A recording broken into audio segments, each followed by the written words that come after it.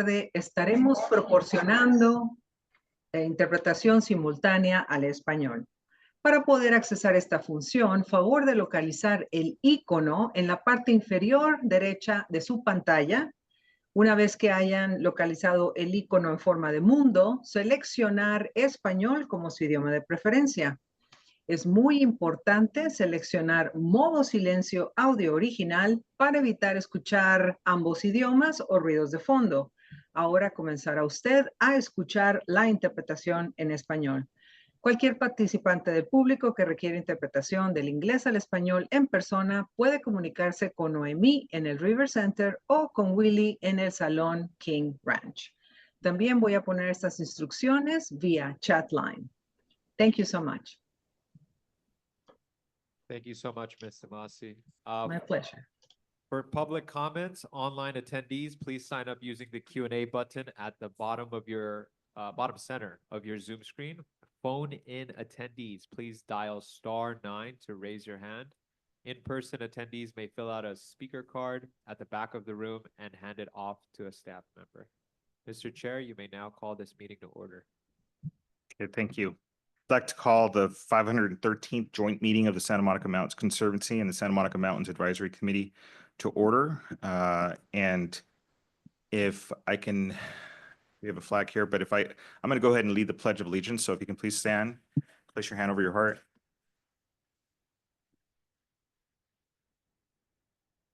I pledge allegiance to the flag of the United States of America and to the republic for which it stands, one nation, under God, indivisible, with liberty and justice for all. Thank you. On to our land acknowledgements. The Santa Monica Mountains Conservancy holds lands that originally and are still inhabited by the Fernandino, Batavian, Gabrielino Tongva, and Ventureño. Mr. Chair, we're having a hard time with the audio at the River Center at the moment. Dustin, is there anything we Can you hear me? Yeah, much better. Okay, sorry. It was in the middle of the land acknowledgement here, so we'll do that again. The Santa Monica Mountains Conservancy holds lands that are originally and still are inhabited by the Fernandino, Tatavian, Gabrielino Tongva, and Ventureño Chumash. We honor and respect their elders and descendants as they continue their stewardship of these lands and waters. Next, we have an administration for an oath of office for new members. If I can please ask Mr. Will Garand, who's representing the city of Thousand Oaks on the advisory committee. Joe.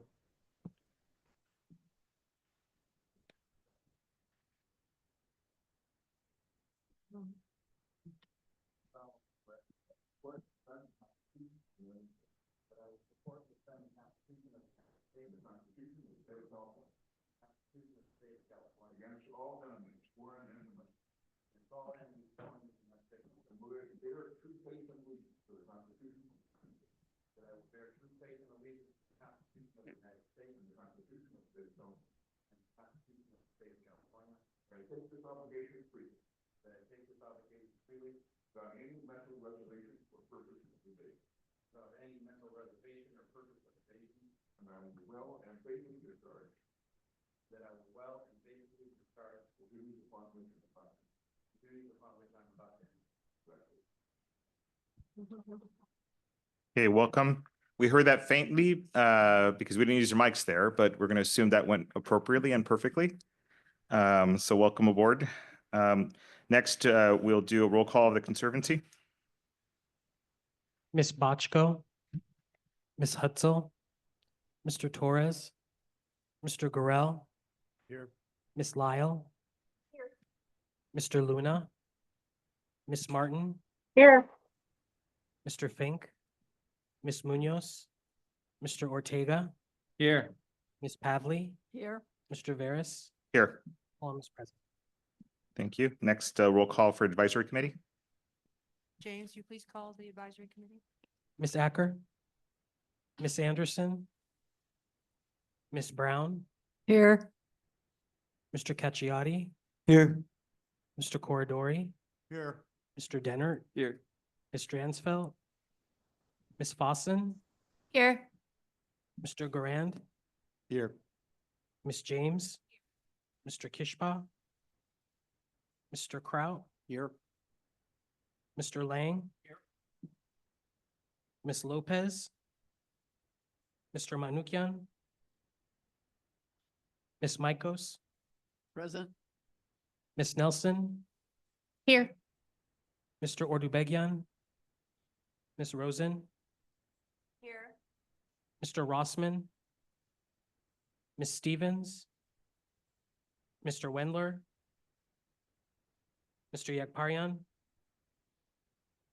Ms. Newsom. Here. Quorum is present. Okay, thank you. Would any legislative participants or their staff please introduce themselves at this point? Declan Floyd with Assemblymember Harbeedian. Great to see everybody. Thank you, Declan. With Assemblymember Jack Irwin. Okay. Thank you both. Anyone else? Thank you always for joining us. Next, we'll move on to reports. I'm gonna, since we're having a very quick meeting from our last meeting, we're gonna probably move through many of these quickly. So let me jump into the Coastal Commission report. Do we have one? No, sir. Okay, Coastal Conservancy report. No, sir. Attorney General's report. Nothing today. Thank you. Okay, National Park Service report. Yeah, just a couple things. Good evening, everyone. I wanted to just give a few updates. One fun event that's coming up this Saturday that I just wanted people to know about. No, actually, this is the Bark Ranger program that we are leading to teach people about dog safety and hiking with dogs. And so Saturday morning from 9 to noon at Rancho Sierra Vista at Satwewa, you can bring your dog and have them sworn in as a Bark Ranger.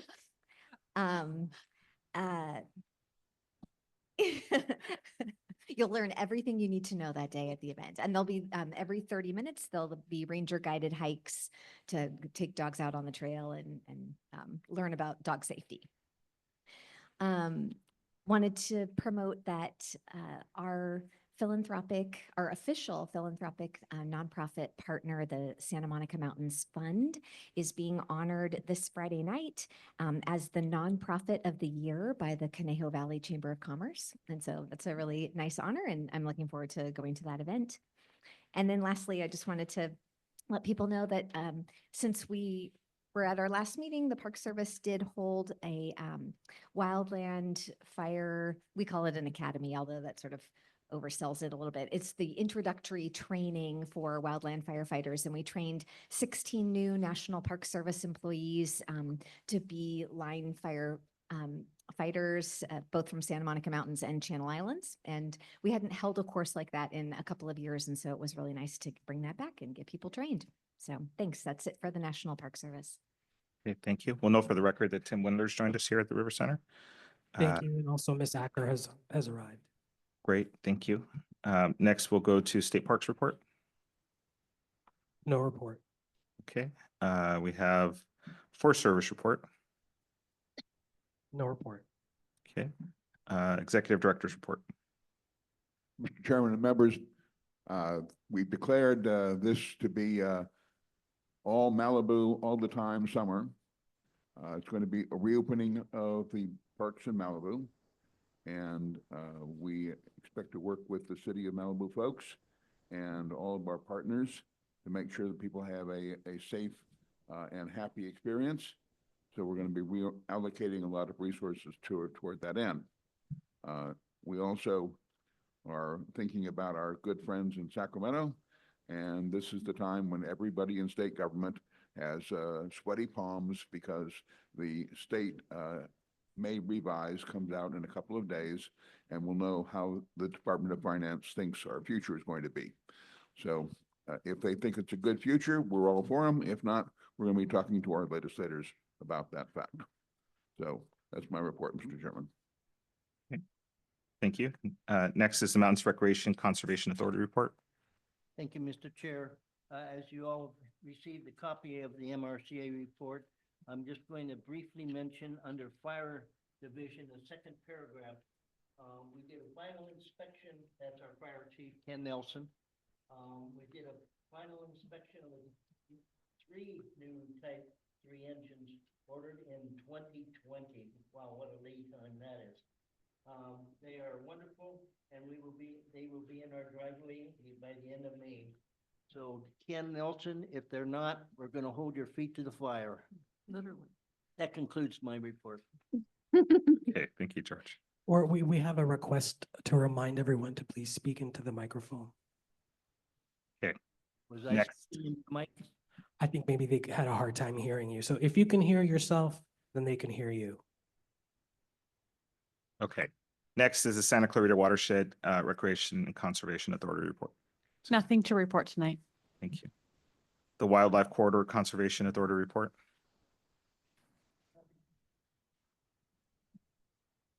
No report. No report. Okay. Moore Park Water Shed Parks Recreation and Conservation Authority report. No report this evening. Thank you. Or reports by staff, Joe?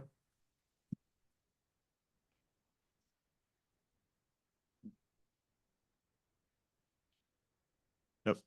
No report. Questions to staff? Miss Wendy Sue Rosen has a question. I'm sure that, well, maybe, I'm not so sure. There've been a bunch of reports that have come out in the news about the soil from the fire retardant that's been dropped. And I'm wondering if we are testing our soil, if we're concerned about our soil. Can we just talk about fire recovery and our soil? I'm gonna refer that one to Rory. Do we have any information about that? In terms of check? Well, there's been lead and other metals that have been found in the soils that are being tested in the fire area and also in areas like mine where phosgenic was dropped. They're testing the soil and finding lead, and I'm just wondering in the Santa I Monica don't think Mountains. there's lead in phosgenic. It's mainly a phosphate formulation. But we did have the soil tested at Temescal Gateway Park, which had a burn, but we haven't done widespread soil tests. That would be a pretty massive effort to do a really good scientific sampling of all the acres. Well, and I'm sure there's a different response if people are rebuilding than landscape, Yeah. than wildlands coming back. And I just wondered if you could just talk about that a little bit. Do we worry that the soil's contaminated? Are things coming back? Or is there a concern about stuff washing down into the watershed? I think that's an EPA and DTSC question. have not heard of any particular testing that's going on by those entities. I think it's going to be a case by case for properties. Well, the Los Angeles Times had a story a couple of days ago about that. I don't think it was about the fire retardant so much as the effect of having basically Hiroshima thermal values brushing down on everybody's house. Who knows what that will produce. And I think the concern of the Times article was that while there has been some superficial testing, the testing that they did after the tests found that a certain percentage, I think it was around 20% of the remaining properties still had higher than appropriate values. And the question was, are those going to be secondarily tested? And that's a policy question way beyond our competence. No, I understand. I guess that article, because my house had a lot of fire retardant dropped on it, and there's still a lot of fire retardant in the Santa Monica Mountains areas. I just wondered if there was any impact or if we're seeing any concern. Is stuff budding? There were some rains. I just wondered, it just made me think like, should we be looking at our soil or are we not concerned? Are there still things with red phosgenic on them? I don't know what's in it. Are we seeing stuff? I mean, it looks to me like the hillsides are starting to come back. And I just wondered if you have any information about how things are going post-fire. I don't think we're familiar with any residual adverse effects of phosgenic other than, purple all over our mountains. But we'll get back to you with if there's anything that we can research on that. Okay, thank you. Is there any other comments or questions on matters not on the agenda? Mr. Chair, if I may, this is Jeff Gorell. Unless it's going to cause a disruption, I would respectfully ask that item 11H be moved on the agenda up, because we have, it looks like a speaker here for item 11H. And it might be helpful to hear that first if it's not an inconvenience. Okay. I have no issues with that. I'd perhaps call for any public comments on 11H to occur first. And then we can certainly take that item, or unless there's the ability to wait for all public comments. Please advise, I don't know who's in the audience there, and I would obviously love to have the public comments being able to take place before agenda approvals. I think, Mr. Chair, we can take all the public comments first and then move on to 11H. That's, I think. As the first item. Okay. And then, Mr. Grell, please advise if we have to do that quickly, we can just do the 11H request for comments there. No, I probably took this out of order. I'm used to seeing an agenda item that allows the members to approve the agenda and to maybe move or remove things from the agenda. It doesn't exist on the agenda as an item. So I probably jumped in here prematurely. But we can go directly to public comment, not on items on the agenda. The speaker that's here is specifically for 11H. Okay, great. We can definitely accommodate that. Okay. Are there any other member comments? We'll note that for Mr. Guerrero. Any other comments or questions? Okay, seeing none. Let me, this is comments from members of the public for items not on the agenda and public testimony, but we will take 11H first. But let me go ahead and read the instructions for all members of the public here. If you're online and you haven't submitted your name in the Q&A box at the bottom of the screen, please do so now. Online attendees, sign up using the Q&A button at the bottom center of your Zoom screen. Phone-in only attendees, dial *9 to raise your hand. And in-person attendees at both locations, please fill out a speaker card at the back of the room and hand it to the designated staff member. Individuals will have 3 minutes to speak, while those representing organizations will have 5, and staff will notify you when you have 1 minute left. I know we have one over at the Riverside, so let's I'm sorry, at King Gillette Ranch. Let's jump over there to allow that member of the public to speak. Mr. Chair, would you be kind enough to repeat the instructions in Spanish for any online public speaker that needs it in Spanish? Sure. Do we want to have a translation service to it, or? We're having technical difficulties right now. We're having technical difficulties. Para los que quieren hacer un comentario en español. Okay. Opriman el botón que dice. Yeah, it's coming as live feedback here. Oprima el botón que dice Q y A en el porción bajo de su pantalla de Zoom. Los que están llamando por teléfono, si oprimes el botón 9, y los que están en persona, que se pueden llenar una carta y entrégalo a los miembros del staff. Okay. Chair, thank you so much. We have quite a few speakers here online as well as in person. We will take the one in person first by the name of Ann Kay. Ann? Hello, my name's Ann. I'm a member of the 4th State. And I would like, the reason I'm here is because these meetings are not made available to the public. Once you guys go live, it requires a public records request. So obviously, this organization lacks openness. So we're here because the rest of our counterparts are at other meetings. So this is the one I'm at today. There are people at other meetings also.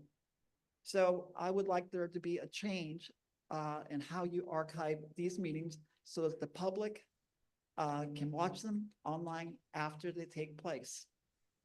Now, perhaps you feel like the people are on a need-to-know basis and they don't need to know. that is incorrect. And in case you guys don't know me, we're part of Project Sunshine, where we shed light on agencies that are very secretive. Thank you. Thank you for the time. We have a second in-person speaker by the name of John Given. Good evening, honorable board members and advisory board members. John Given on behalf of Los Angeles Parks Alliance. You may have already heard about the Court of Appeal decision in Los Angeles Parks Alliance versus Metro regarding the project EIR for the proposed downtown gondola project being ordered vacated, in large part because Metro failed to properly notify and consult with the Conservancy.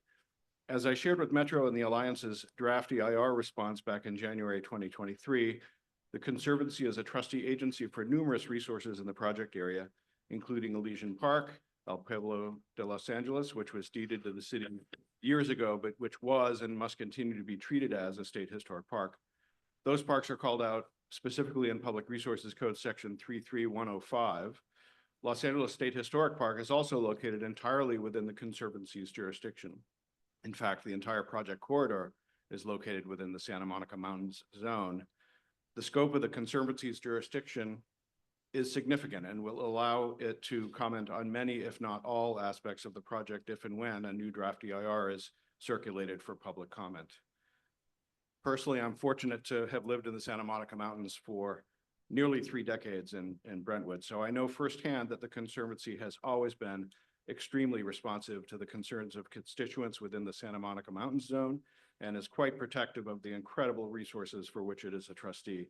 I also know the community in the vicinity of this proposed project can trust the Conservancy to protect its resources in the project area when it is finally given the chance to do so by sharing its expert opinion on impacts on trustee resources that are affected by the project, perhaps recommending mitigation measures, if any are available, perhaps providing support for project alternatives, and certainly by explaining to Metro and other potential decision makers down the road the inherent value and necessity to protect and preserve parkland for park uses.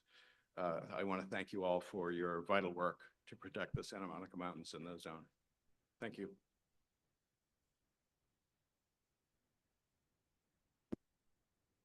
Thank you, John. The next speaker that we have will be online. The name, do we have another? Captain Chad Cook. Captain, actually, we'll do one more in person. Captain Chad Cook. Chief Cook is here to talk on the topic of 11H. We can take that information now. I just thought he might be good to answer questions if they come up during deliberations. So if we're going to if we'll take 11H first, I would just respectfully ask that we hold on to his remarks till then. We will hold off until 11H is addressed. Thank you very much. Thank you, John. So we'll move on to the online speaker. The first online speaker is Randy Widera. Randy, you have the floor.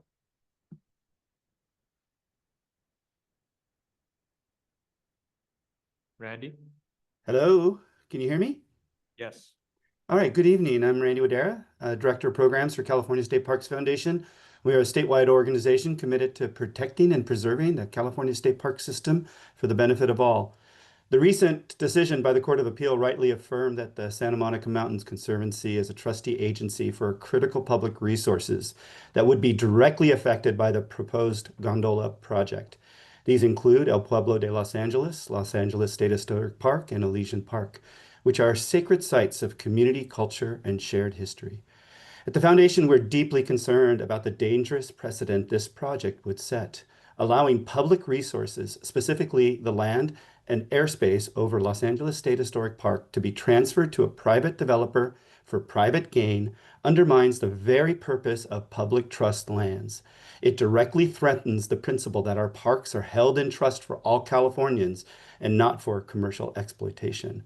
LA State Historic Park is a treasured space where communities reconnect with nature and this city's deep and diverse histories are honored.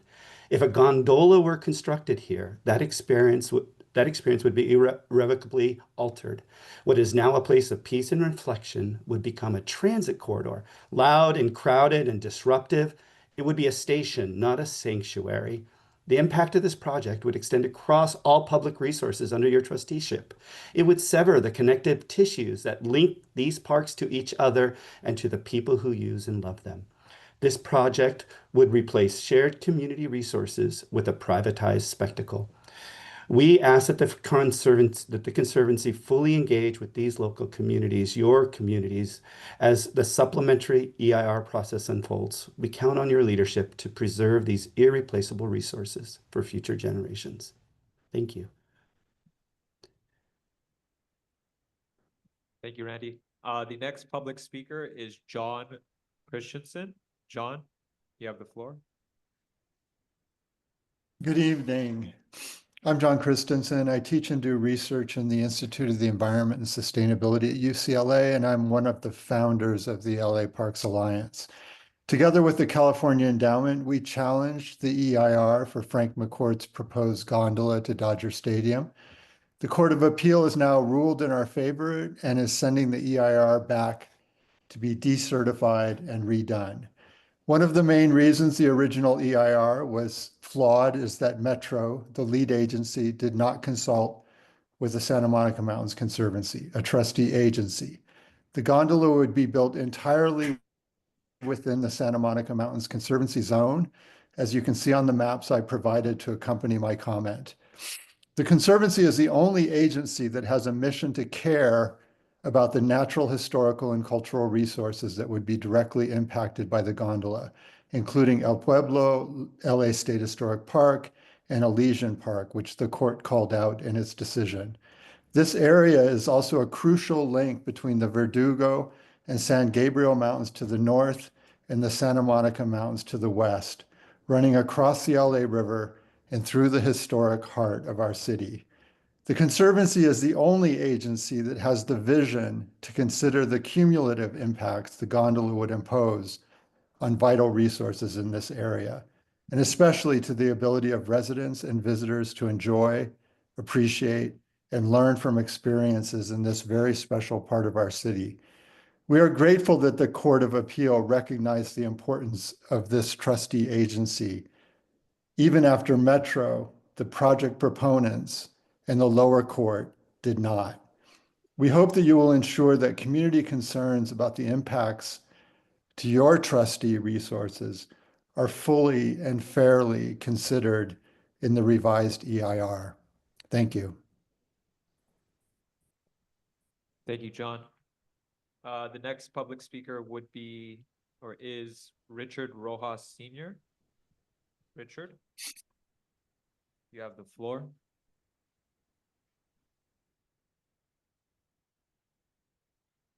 Richard? Yes, my name is Richard Rojas Sr. During my 32-year career with California State Parks, I served in 7 different posts with increased responsibility from journey level ranger to district superintendent for the Channel Coast District.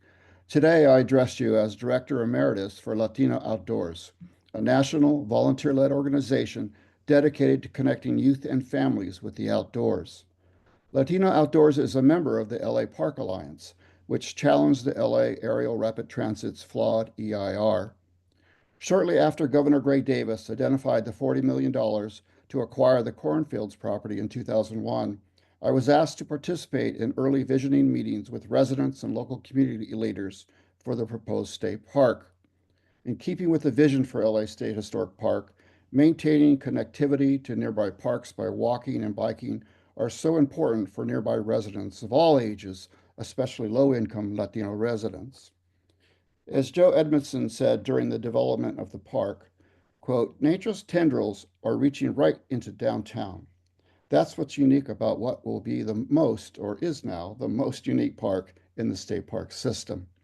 If approved, the LA Art Project would not do anything to help provide that kind of connectivity to our local youth and families. Instead, it would severely damage LA State Historic Park, take land and airspace away from the park, and make the experience of the park completely different. It would also damage the experience of El Pueblo, the historic heart of Los Angeles. The park and El Pueblo are a resource for which the Conservancy is a trustee agency, as the Court of Appeal recognized. This gondola project does not align well with the Conservancy's mission. We hope the Conservancy will make time to meet with our communities and hear about our concerns in the supplementary ERR process. Thank you. Thank you, Richard. Thank you, Richard. The next speaker is Ron Kruper. Ron, you have the floor. Hi, can you hear me? Yes. Yeah, my name is Ron Creeper. I'm a retired California State Park District Superintendent, and I represent Sea Spray, the California State Park Rangers Association. Sea Spray is an organization of 350 state park professionals, active and retired, that advocates for the protection of resources in the state park system. Sea Spray is a member of the LA Parks Alliance, which challenged the LA Art Metro Final ERR for the proposed gondola project from Union Station to Dodger Stadium. We are encouraged that a recent California Court of Appeal decision recognized Santa Monica Mountains Conservancy's role as a trustee agency and should have been consulted in the EIR process for resource impacts of the gondola projects, especially to LA State Historic Park, El Pueblo, and Legion Park. Sea Spray is particularly concerned about the potential precedent that would be set by allowing public resources, land and airspace over LA State Historic Park to be used by a private entity like LA Art for private gain. However, we are also concerned about the cumulative impact the gondola would have on all these resources, which the Conservancy is a trustee, the conductivity between them and people's ability to enjoy them. This project would not do anything to help conductivity between people and our already limited natural resources in heavily congested downtown LA. In fact, it would take away 2+ acres from the 32-acre State Historic Park. Sea Spray hopes that the Conservancy will make time to meet with us, visit LA State Historic Park, and see the potential impacts the gondola project would have and hear the community's concerns in the future supplementary EIR process. Thank you very much. Thank you, Ron. The next public speaker that we have here is King. King, you have the floor. Can you hear me now? Yes. Okay. My name is King Chung. I'm an organizer with Chinatown Community for Equitable Development. We against gentrification in Chinatown and work with tenants, especially senior tenants. We have a large proportion of seniors living in Chinatown. And I'd like to point out that one of the senior citizen building, Metro, is pretty close to the state park. And many seniors there, they walk to the state park as exercise. And also they participate in activities in the state park, such as food giving and also art activities and other activities. I think the gondola is going to I guess, ruin or prevent many of the seniors from going there, having the huge monster station right at the entrance to the park, especially during game days or during event days, and preventing the seniors from accessing the park. And also, as other speakers mentioned, how do we allow a private entity to use public airspace, take out public land to for their own selfish good. I hope you would come to visit Metro Senior Citizen Housing. The gondola are going to pass by it, real close to it, maybe next to it actually, and they start from 6 a.m. to midnight every day, 365 days a week. And you mentioned the seniors living there, getting the noise, pollution, and also they won't have privacy at all. People in the gondola can look inside and see everything that the seniors are doing. I mean, just imagine you're taking a shower and people can look in and see what you're doing. This is not a solution. This is the gondola doesn't make sense. If the Dodgers parking lot is allow people to park, even with the gondola, people would still go over there and park at the Dodger Stadium. 30 seconds remaining. If, I'm sorry, what happened? You have 30 more Okay, seconds. if they have no parking there, they would park in Chinatown, causing problem in Chinatown with the traffic, pollution, and take away all the parking spaces. And thank you. Hopefully you come to Chinatown and listen to the residents and express our frustration, opposition to the gondola. Thank you. Thank you, King. The next public speaker we have online is Robert Reyes Villagomez. Robert, you have the floor. Thank you. Hello. Hi, my name is Robert Reyes Villagomez, and I am a organizer as well with Chinatown Community for Equitable Development. I'm also an organizer with the Stop the Gondola Coalition. And one of the pieces I wanted to raise up was the voice of the community. In CCED, we engage not only tenants, but small businesses, as well as homeowners that are in Chinatown about, various campaigns and issues in the neighborhood. And for me, as a organizer there and a volunteer for 3 years with Project Monarch LA, that works to rehabilitate the land and build monarch butterfly habitat in LA State Historic Park, this project needs to be stopped, and I asked the committee to oppose it totally. So you've heard from a lot of people about the issues, but every month we engage probably around hundreds of actual park users at the farmers market that goes on every Thursday evening at LA State Historic Park.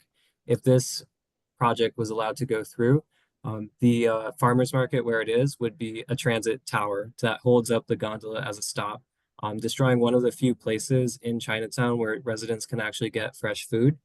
There's no grocery store in Chinatown, and that's one of the problems of just decades of disinvestment.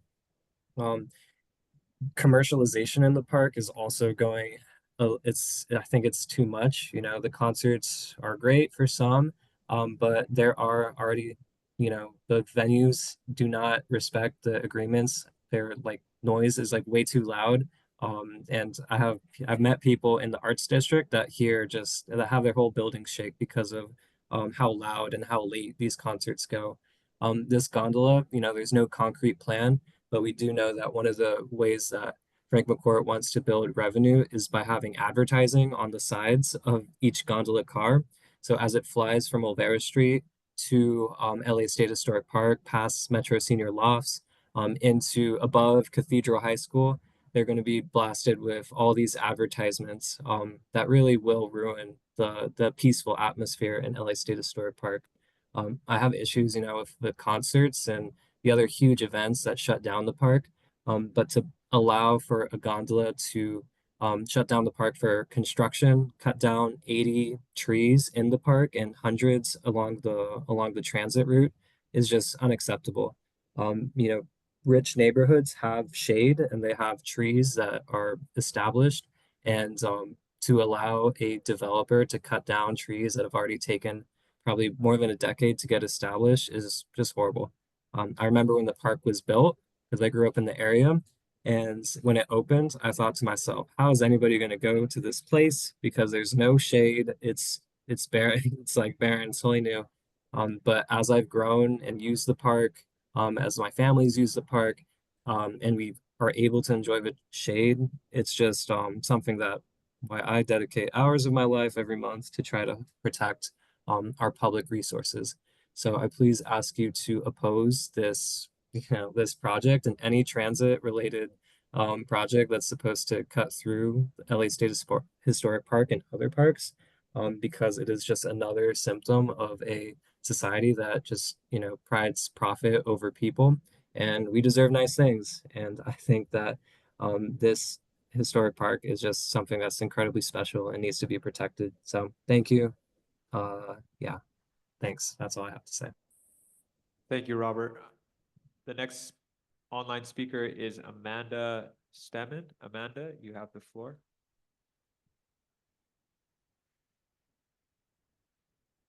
Amanda?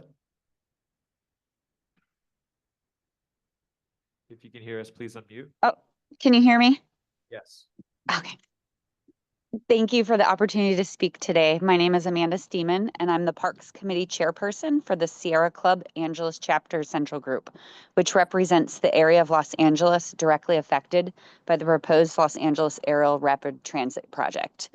The Sierra Club is a proud member of the LA Parks Alliance, many of which you have already heard from tonight, a coalition of organizations committed to protecting and enhancing Los Angeles's green spaces. Alongside our partners, 1866 in historic Solano Canyon, Arts District Community Council LA, Los Angeles River State Park Partners, Clock Shop, California State Park Rangers Association, Northeast Trees, Los Angeles River Artists and Business Association, Coalition for a Beautiful Los Angeles, Chinatown Community for Equitable Development, Friends of Elysian Park, Friends of the LA River, Latino Outdoors, Nature for All, Anahuac Youth Sports Association, Trust for Public Land, and Friends of Griffith Park. We challenged the project's environmental impact report in partnership with the California Endowment. We are concerned that the Conservancy, as a trustee agency for key public resources, including El Pueblo, Los Angeles State Historic Park, and Elysian Park, was not consulted during the EIR process. As the court ruled, this created real prejudice and bias. We are deeply concerned about the harmful impact the gondola would have on these resources and the public's ability to meaningfully access and enjoy them. We're also concerned that the gondola is a greenwashing proposal that won't significantly improve traffic or reduce greenhouse gas emissions, and there are much better solutions to these problems. We respectfully request that the Conservancy make time to meet with us during the upcoming supplementary EIR process so we can ensure these critical concerns are heard and addressed. Thank you. And the next public speaker we have online is Philip Murphy. Philip, you have the floor. Yes. Hello, can you hear me? Yes. Hi, thank you so much for giving us the time. I can't, well, I just want to endorse everything that everyone's just said. I'm Philip Murphy. I'm the president of Friends of Elysian Park, a nonprofit group that looks out for the park. My family has lived next to Elysian Park for 27 years. No. Can you hear me? I'm sorry, there's some interference. I'm sorry. I was saying my family's lived near Elysian Park, right over the hill from it for 27 years, and we use the park all the time. Elysian Park is one of the oldest parks in LA. Some think it is the oldest, but there are a couple others in contention. And it's the park where the first arboretum ever existed in Southern California. The surrounding communities from Angelino Heights to Chinatown are historically diverse neighborhoods that depend on this park for recreation and an escape from the frantic metropolis that we all live in. The park is a vital link in the emerald necklace of green parks that rim the LA basin from Pacific Ocean along the Santa Monica Mountains to Griffith and LA State Historic Park. These parks need to be preserved and protected. Friends of Elysian Park was established in 1965 to present unwanted development, i.e.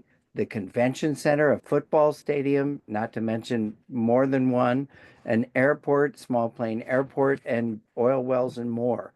We have succeeded in preserving and beautifying this park, but significantly, Elysian Park is a dark park that closes down at night and gives wildlife and the neighborhood a rest.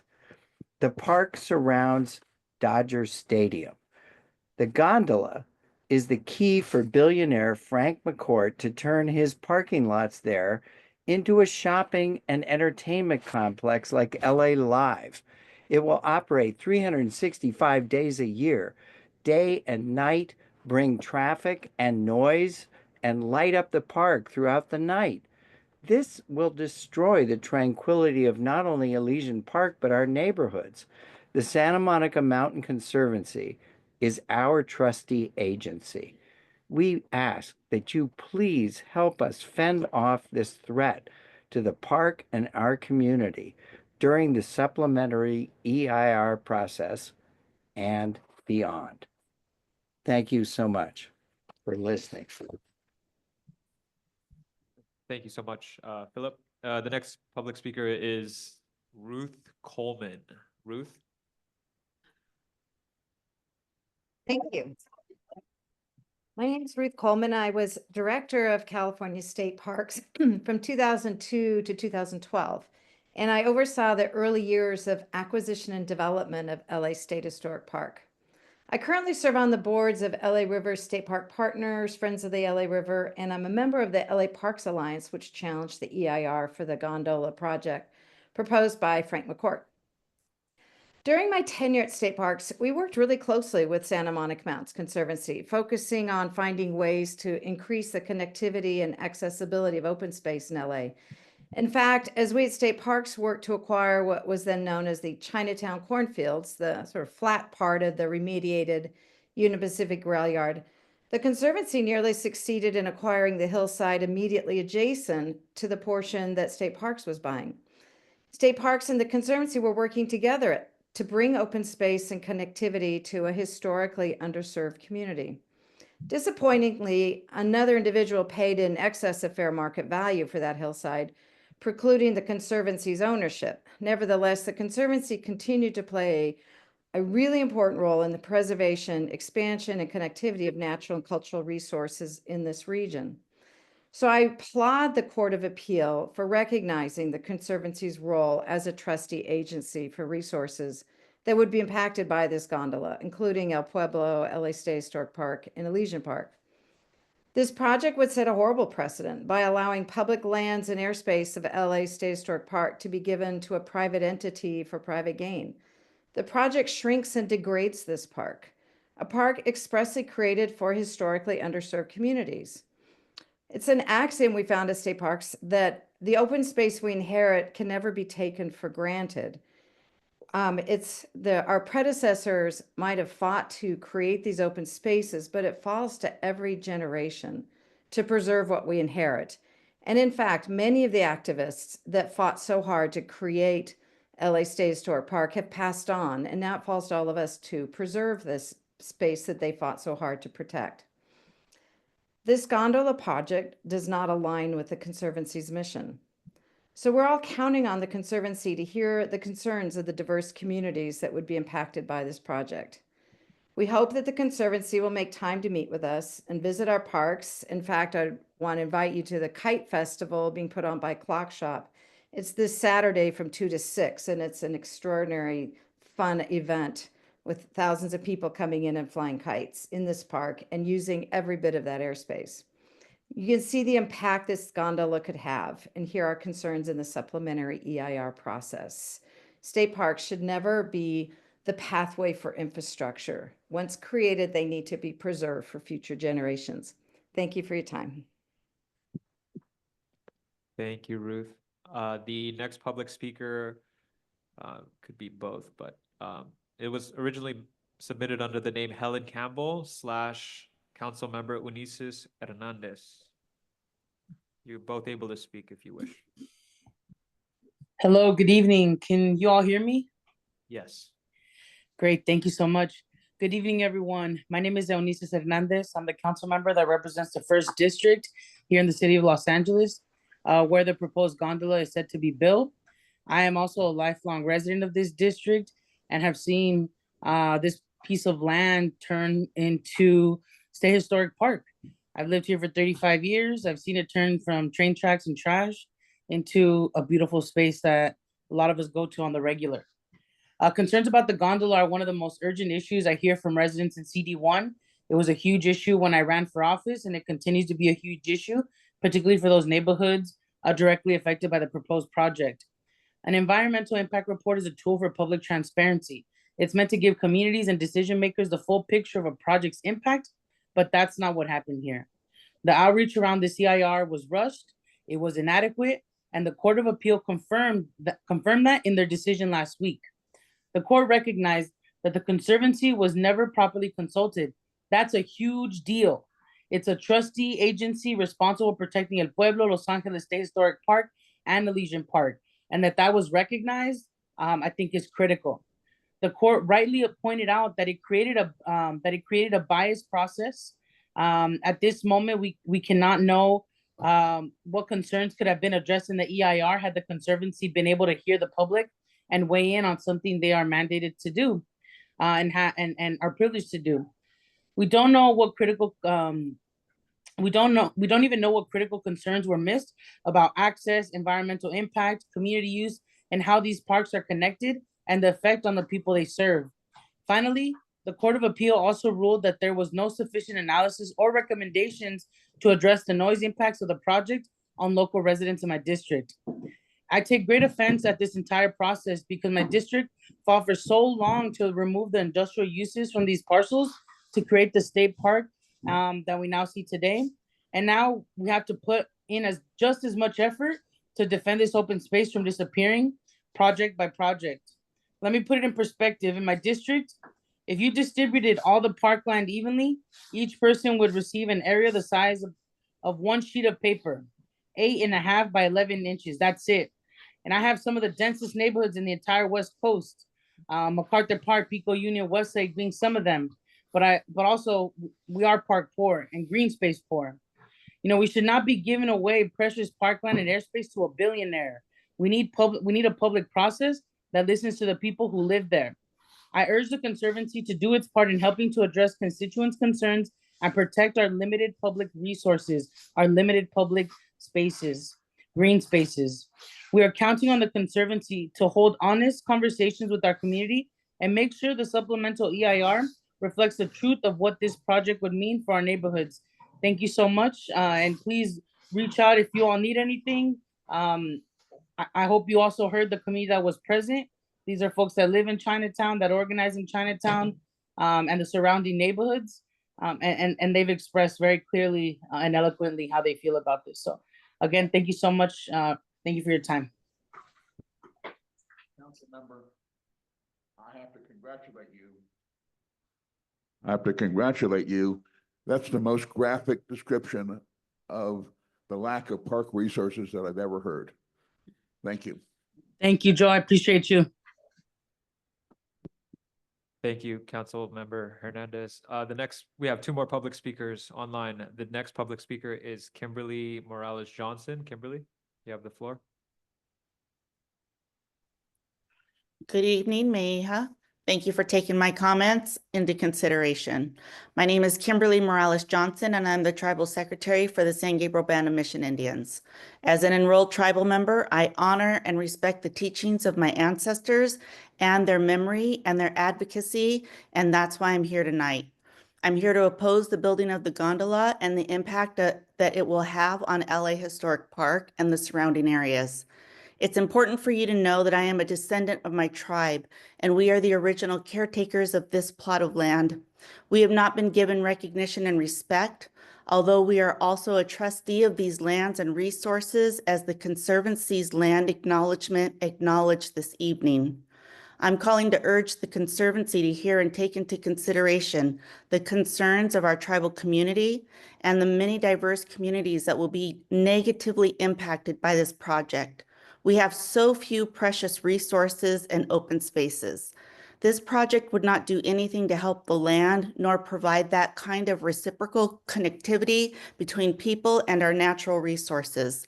Instead, it would severely damage them and take away our opportunities to benefit for them, all for the benefit of yet another greedy billionaire. We hope that the Conservancy will make time to meet with our communities and hear from us about our concerns in the supplementary EIR process. Thank you. Thank you, Kimberly. The last public speaker online is Xochitl Manzanilla. Xochitl, you have the floor.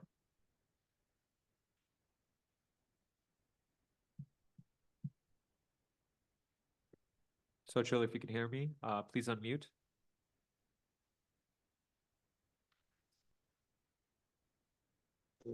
Yes, can you hear me now? Yes.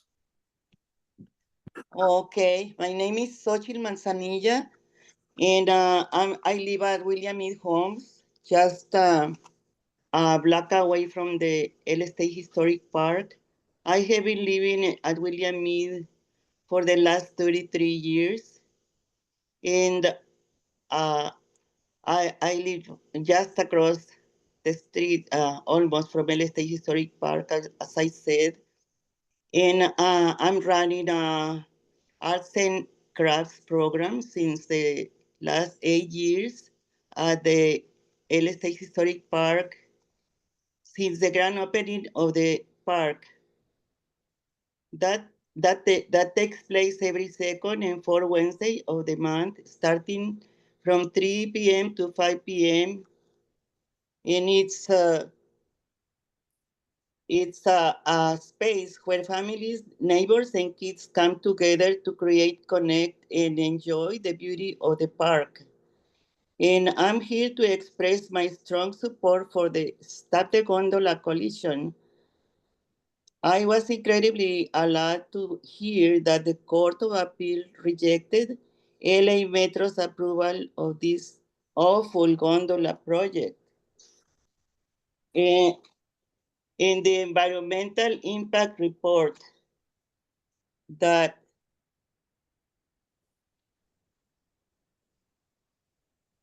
the environmental impact report that decision is a big victory for all of us who care deeply about our public parks and historic communities in our neighbors.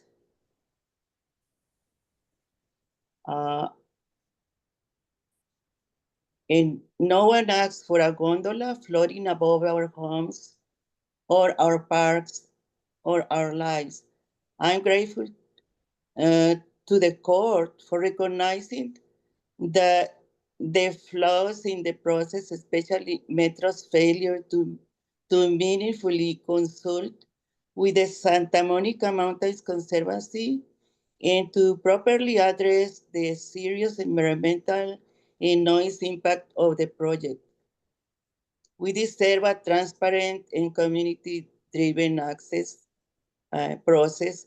We deserve to have our voices heard, and we deserve development that actually meets the needs of the people who live here, not just billionaires with an agenda. Frank McCourt is a billionaire who does not care about this community or the people who live here. 30 seconds remaining. Okay, well, the effort created something truly special for our neighbors, a space for nature, connection, culture, and community. And now the legacy is being threatened by the billionaire Frank McCourt, who does not care anything about our communities. And he's trying to do something that we don't need. We really don't need this gondola. We already have free transportation from Union Station to Dodger Stadium. This is only a touristic attraction, and he just wants to get more wealthy with the people with the income. Uh, this is only people with low income, and we need to stop this gondola forever. Thank you. Thank you, Xochitl. Everyone, we've come to the end of all the online speakers. I'd like to pass this to the River Center to see if there's any in-person speakers over there. Yes.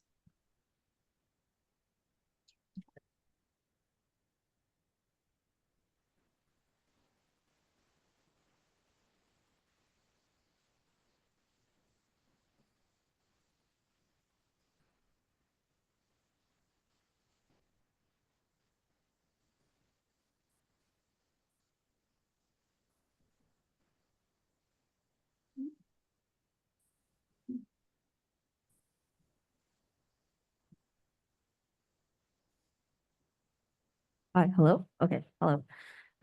Hi, my name is Junie Wong, and I'm a community organizer in Chinatown with Power LA and the Stop the Gondola Coalition.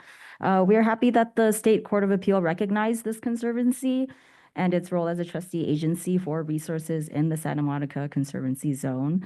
This zone includes Chinatown, as well as El Pueblo, LA State Historic Park, and Elysian Park, all of which would be adversely impacted by billionaire Frank McCourt's proposed gondola.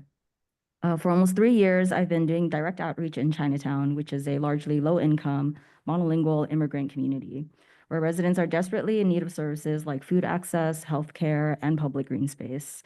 We need safer and accessible, including language accessible, pedestrian connection to our parks, including LA State Historic Park and Elysian Park. We think it is indicative of McCourt's lack of concern for the impacts on Chinatown that the lead agency for his proposal, Metro, failed to adequately notify the Conservancy as a trustee agency. They showed the same lack of care and concern about our input when Chinatown residents overwhelmingly opposed the project at public input meetings. When it comes to people who live in the affected area, Chinatown never asked for a gondola. We asked for increased bus services, which Chinatown has been losing, and for preserving LA State Historic Park, its land and airspace as is. They did not consider the needs of the people that would bear the brunt of this project's consequences. For example, flying 26 feet over the roofs of longtime Chinatown homes, just to reach a stadium that is actually empty nearly 75% of the year. They only considered the desires of a billionaire developer who does not even live in LA. So we are grateful that the Conservancy now has the opportunity to weigh in on a supplementary EIR. We invite you again to come visit Chinatown, visit Metro Senior Loft, visit William Mead Homes, and our parks to see for yourself the cumulative impact that this project would have on residents and on the resources and connectivity for which you are a trustee. I hope you'll see that Chinatown residents deserve the same respect as residents of the greener and more wealthy communities in the Santa Monica Mountains Conservancy Zone. Thank you. Thank you, Junie. Our next public speaker is Phyllis Ling.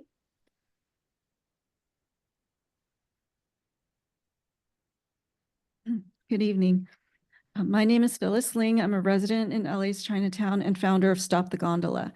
I'm here urging you to protect our neighborhoods and our parks from the LA Art Gondola to Dodger Stadium. I live in a small neighborhood dating to the late 1800s with 1- and 2-story homes and apartments next to Elysian Park and LA State Historic Park. Being next to 2 parks has benefits, but my neighborhood is also where a billionaire wants to build a 98-foot tall angle station for the gondola called the Broadway Junction. My neighbors and I, who are mostly low-income families, young people, and seniors, live within the Conservancy zone, and yet at times we feel forgotten because of our poor connectivity to our parks, and the gondola does nothing to improve that. Instead, we're just a convenient place for a developer to buy up properties to build his ill-conceived gondola. They claim it will provide access to Elysian Park, but all it would do is drop folks at the eastern edge of the stadium's parking lot, far, far away from any recreation areas. And the supersized gondola doesn't even have enough capacity to prevent crazy long lines that are common with gondola systems, which is why they would have a reservation system that, quote unquote, prioritizes boarding for people going to Dodgers games. This means that the system would often be inaccessible to the general public. This is neither public access nor public transit, and our communities shouldn't be asked to bear its burdens. Rather than provide a public benefit, this project would forever damage our historic neighborhoods and parks with noise and blight. LA State Historic Park was an environmental justice victory, but would be forever changed with the 2 biggest parts of the project on 2 sides of the park: the 98-foot tall passenger station at the southern end of the park and the 98-foot tall Broadway Junction that sits on a 30-foot bluff on the northwestern side of the park. The cables and cabins would be very low to the ground, only 26 feet over a very popular hill in the park, which is why so many large trees would be cut down. These massive 5-ton cabins would be wrapped in advertising. These would be flying billboards with ads for who knows what: sports betting, injury attorneys, financial services, alcohol, the list goes on. Flying over our historic neighborhoods from El Pueblo all the way to LA State Historic Park, past my neighborhood onto Dodger Stadium. Very soon, the Conservancy will be asked to comment on this project, and when that time comes, please don't betray our communities with either silence or, God forbid, support for a billionaire's boondoggle, which he isn't even paying for. Please share your expert testimony to advocate for the integrity of our historic neighborhoods and open spaces. Thank you. Thank you, Phyllis. Our next public speaker is Raul Macias.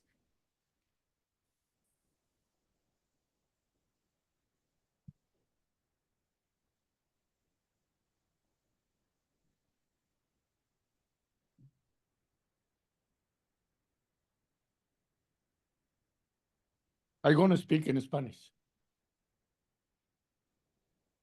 Gracias. Mi nombre es Raúl Macías, presidente y fundador de Anáhuac Yo Sport Association. Presidente desde 1980. En 1994 empecé a involucrarme con los niños y la juventud del área de Cypress Park, Lincoln Heights, Highland Park, Glacier Park, y me dio por hacer una liga deportiva de soccer en 1994. No había ninguna, y con un nombre que se identificara a todos, y nació Anáhuac. Significa lugar rodeado de agua. El nombre de la lengua náhuatl de nuestros ancestros. Y este continente, así se llama, continente Anáhuac. Que significa, Nicaragua significa hasta aquí llega el Anáhuac. La idea de usar el deporte no es nuevo. Generaciones han hecho lo mismo para empoderarlos para su bien futuro. Y sin parques no habría futuro. Luchamos por ellos y apareció Tello Yar y la lucha para combatirla, convertirla en un parque, tardó 5 años. Y si yo confío y otros 5 años más luchando. Hubo héroes como Robert García, como Antonio González, como Ruth Coleman y otros más que lucharon juntos con la comunidad.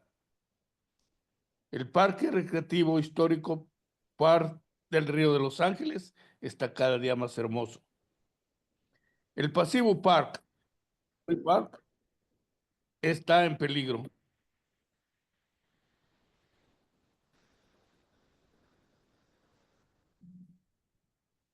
Está en peligro. El principal pulmón futuro de nuestra ciudad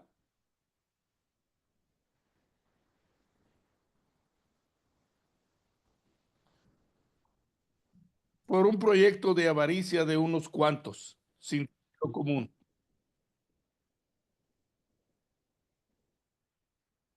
Pedimos que Santa Mónica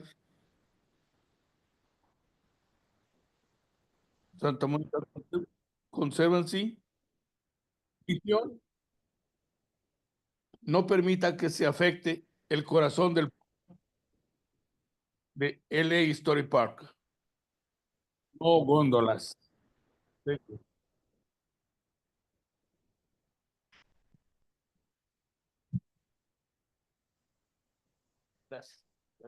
Gracias, Raúl. Our next public speaker is Douglas Martinez.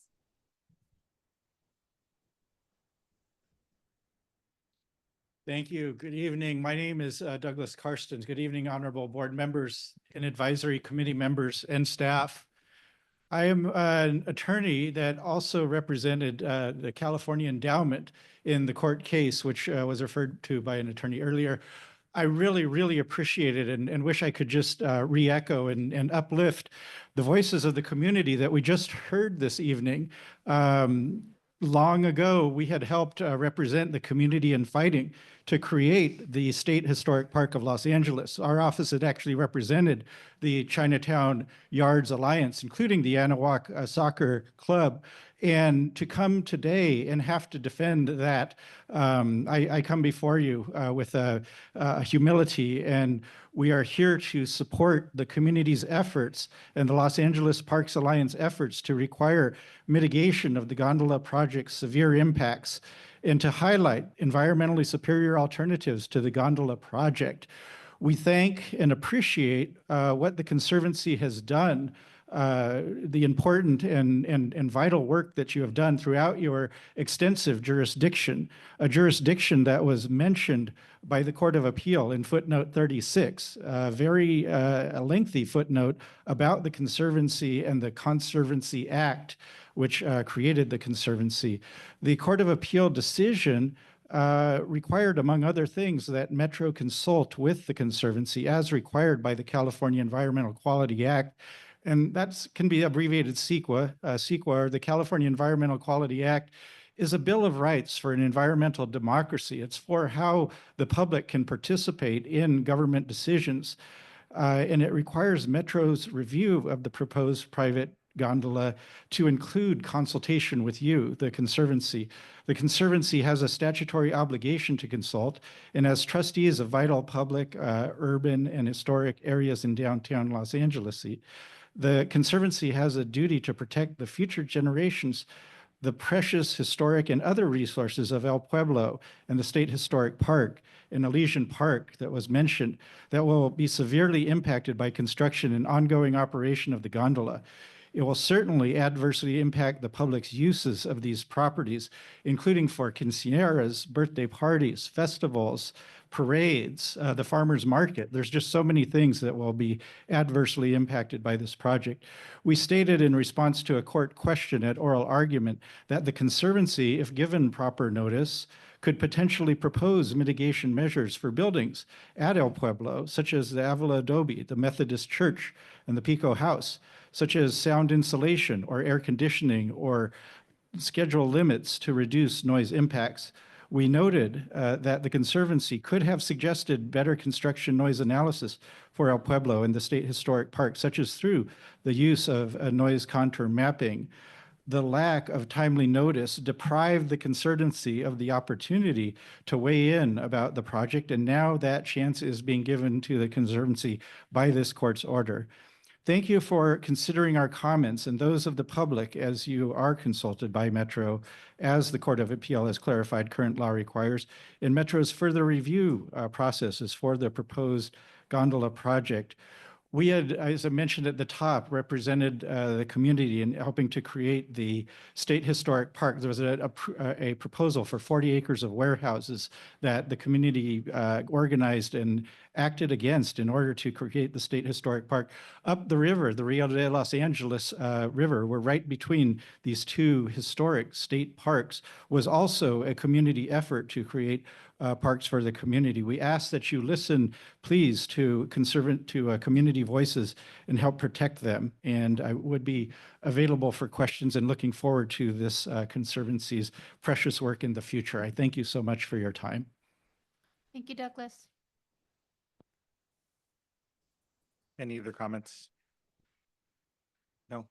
Are there any more public speakers in person at the River Center? There are no more public speakers at the River Center. You, Chip, Mr. Chair. We do have one last in-person public speaker here at KGR by the name of Halen Conrad. Halen, you have the floor.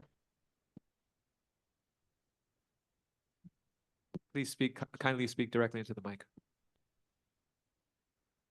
Say what? Oh, now it's on. Okay. Hello, everybody. Good evening and thank you. My name is Halen Conrad and I'm a Malibu City Council member. Our meeting was canceled tonight, so I'm grateful to be here with you. I wish I could come more often, but there's a conflict.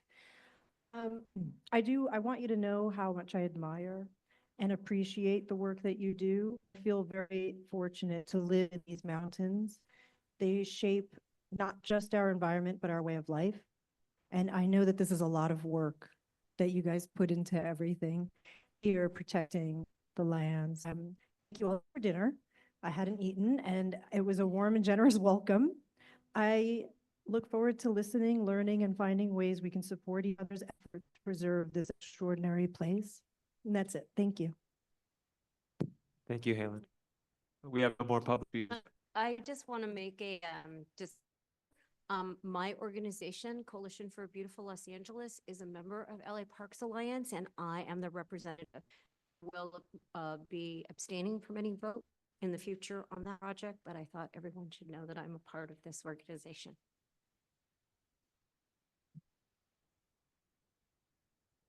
Okay. Unless you have a particular financial interest, you don't have to abstain. I know, but for the appearance, you know, I just feel that it's appropriate. So. Okay. Okay, thank you. For those that did make the comment, I did have the opportunity to sidebar here with our Attorney General representative, and since the item's not on the agenda, I think we'll restrict our comments to just listening to the feedback, both the written comments and the verbal ones expressed today, and we'll have an opportunity to follow up with this in the future. So thank you all for coming today.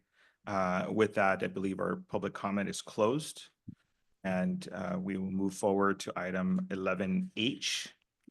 And if I can get a staff presentation, and I know we also have our fire chief here from Ventura.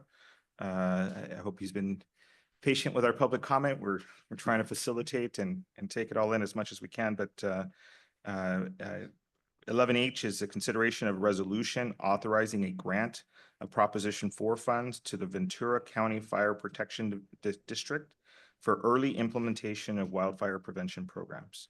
So if I can ask for staff comments, and if we can move to the advisory committee for their comments as well. Mr. Chairman and members, the staff proposes the board grant $1 million to the Ventura County Fire Department, and they've outlined, you see in your materials, a number of projects that they would use that for. Perhaps we should just turn it over to Chief Chad Cook, who's here representing the department. Thank you, everyone. I'm honored to be able to speak to you today. And some of you I got to meet tonight. So starting this relationship out is more important than probably the work itself, just being present in the room here tonight. And thank you, Supervisor Burrell, too, for inviting me here tonight. I actually find a lot of value in getting a chance just to speak to people about mitigation measures, especially in the landscape and what we have seen happening here in California over, I'll say, the last 6 months, 7 months. And we're no newcomer to fire anywhere here in Southern California. If anyone has lived here for any period of time, we realize that fire is part of our ecosystem here. Now, of course, there's a lot that goes along with those words. And I will tell you that even the comments of people talking about fire retardant, I'm pretty well versed in fire retardant and Phos-Chek. And I had somebody ask me a question about the color of it. And it's food coloring that's in there just so the pilots can see where they dropped before. So there's really no harm in that. That's just for us to be able to have an aerial reference point on where it's at and where you put it. And most of it is fertilizer when we use Phos-Chek on ammonium nitrate. So that's a totally different study on that, but I do want to cover a lot of the measures that were granted to us here. First of all, we take these projects very seriously. And when we look at money that is awarded to us, we are stewards of taxpayer dollars. We're stewards of the funds that have been made available to us by grants. We take this project very seriously.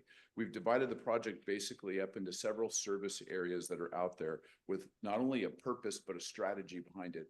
We have our own hand crews, we have our own mechanized equipment, we have all of our own facilities, our own training, and our own purpose behind all this. Our projects are not just pulled out of thin air. They're actually vetted to look at areas that can actually stop spread of wildfire and not only protect residential structures, but also protect the landscape and the watershed. We look at all components of this. Years ago, we used to do a lot of thinning projects. We used to do a lot of mitigation measures that are out on the lands right now. We're trying to get back into those, but they are expensive. It costs. So this grant definitely helps the agency by putting our people out there that can do these mitigation projects. So again, we truly do appreciate it. Our vegetation treatment and landscape scale is designed specifically for the project areas. There are 5 project areas that you have been briefed on basically with maps. The first project area is a community outreach and education facilitating firewise communities. As you know, we are in an interesting dilemma right here now with the insurance industry in California. People struggle to get insurance in their homes. People are struggling to protect their communities. So basically, an education program that looks at firewise communities for hardening of our homes around our structures and things like that is really where it all starts with. Our educational campaigns are met through public meetings, actually going out, meeting with people, and we take that very seriously, putting people out there and actually interfacing with people so work can be accomplished. Project plan number 2 is the Carlisle Road western portion of the Vetter Fire Road system that used to be maintained many, many years ago. When we come in to do areas, we just don't do clear cutting and make it visible to scar the lands. That is an important piece. We do a lot of mastication work. We do shaded fuel breaks. We do things to slow fire spread in the event of a fire. We try to keep it on ridge systems, but also so it's not an eyesore to the community. We understand our people are professionals. They understand how to do this and how to mitigate things without, again, like I said, scarring up the land. We usually try to use our spur ridges. We use areas that are kind of not visible, but things that we could definitely take advantage in the event of a fire where mechanized equipment can get in and work. A lot of these areas, people think, well, why don't we just put heavy equipment and dozers up there? And that is disruptive to the lands. It's disruptive to the soil. We have many other methods that we use, including goats now. I was speaking with some folks in the room regarding our goats. We have a very, very robust goat program in Ventura County. And I will tell you, it works fantastic. But we bring them into certain areas, we fence off the areas, and we allow the goats to go to work. And you'd be surprised at the work they do in 7 days. And they know exactly what they're doing. They're better than all of us, and they can figure out how to survive out there, and they know exactly what to eat and not eat. And they are really good at maintaining the lands. So again, that is just one of the things that we use them for. That's in conjunction with mastication and prescribed fire. One of the things too with prescribed fire is mitigating areas that are also in these project plans with pile burning, basically thinning and pile burning and consuming the product out there where it sits. Plan 3 is again Yerba Buena Road to Cawthron Road. Again, fuel treatments with mastication with prescribed fire. We do a cut and a lay down where we basically lay it right back down on the landscape, and we only burn certain material. The rest of it is made to look like a natural shaded fuel break. So again, that's one of the other project areas. That one encompasses about 21 acres. The one before was about 16.5 acres. The Serrano Road to Cawthron to Sycamore Canyon Fire Road is an area too that we're looking at for mastication and prescribed fire and improving all of the road systems in there. There will be some motor grader work in there because there is road infrastructure that we can repair that's already in there with no new roads being done, but we can handle some flood mitigation with that too, where we come in with some mechanized equipment and we stop erosion from occurring.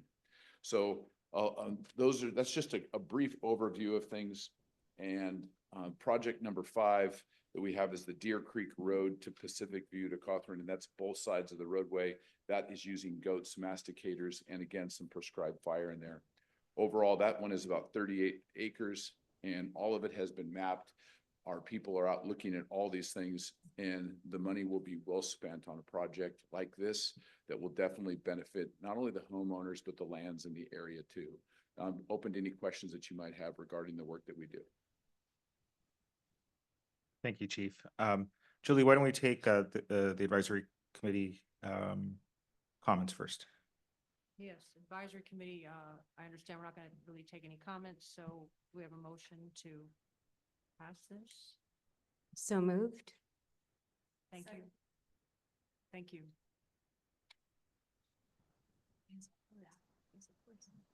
Did you?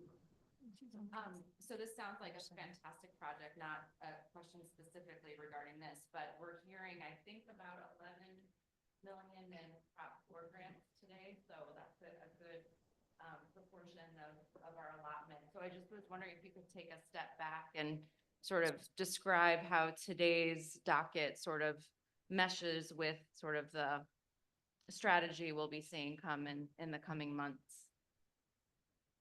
Let me address that. Yes, it is a high proportion, but the need is now. So if we were to parcel it out over a number of years, people would say, well, wait a minute, that fire season that you had back in 25, how come you didn't do more? And the answer is we're going to do as much as we possibly can now because this is where the need is. So that's why we're front loading so many of these projects. Sir, if I could chime in one thing with that, I know the question was not directly to me, but on the heels of the Woolsey fire, some of our fuels are, they have been mitigated in what we call type converted right now. And it is the time, it's a perfect time to take advantage of some of these fueled areas that have thinner vegetation to come into, instead of waiting for the regrowth over a couple year span. So to act now in some of these areas was pivotal, is why we chose some of those project areas specifically.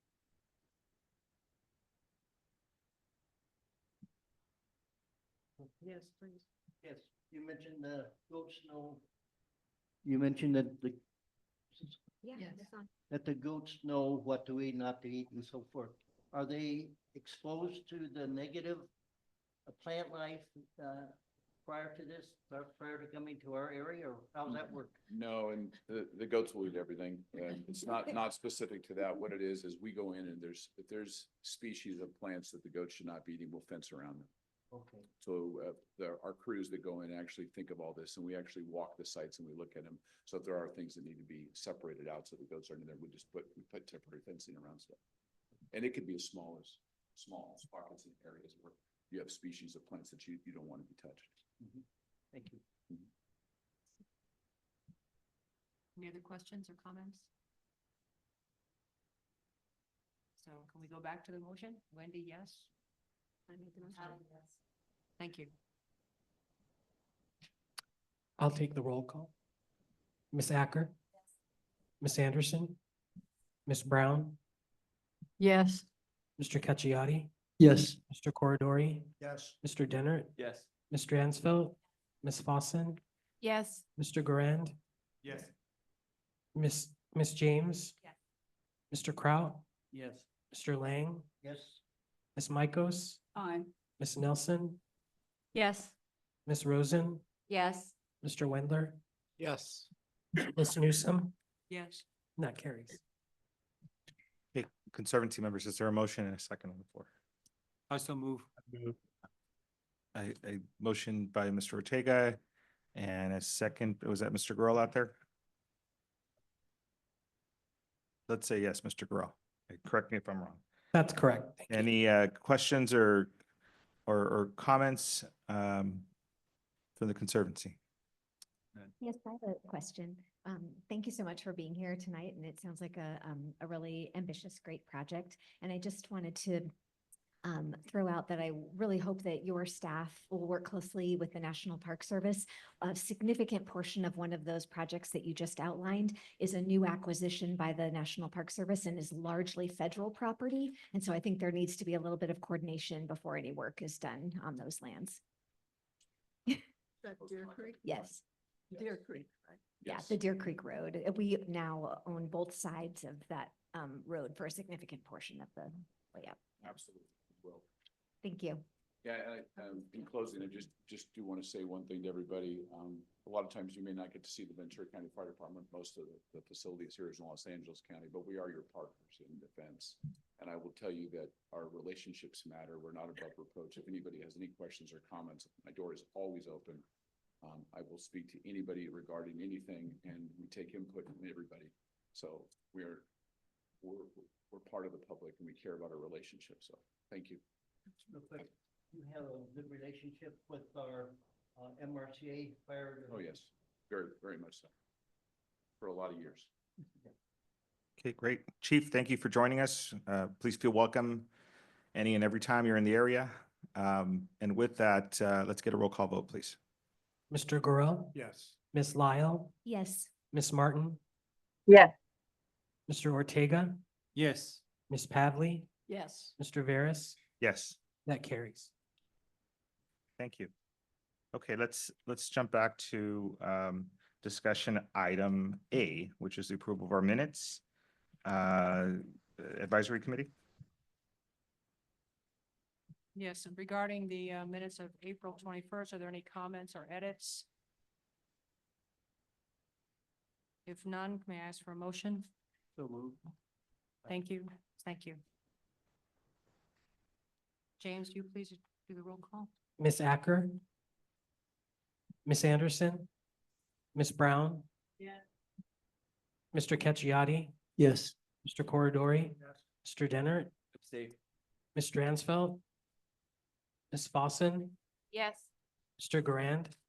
Abstain. Ms. James? Yes. Mr. Kraut? Yes. Mr. Lang? Yes. Ms. Mikos? Aye. Ms. Nelson? Yes. Ms. Rosen? Yes. Mr. Wendler? Yes. Ms. Newsom? Yes. That carries with 2 abstentions. Okay, thank you. Conservancy members, motion and a second. I motion. Thank you, Mr. Ortega. Is there a second? Good. Okay, thank you. Any questions or comments? Seeing none, roll call.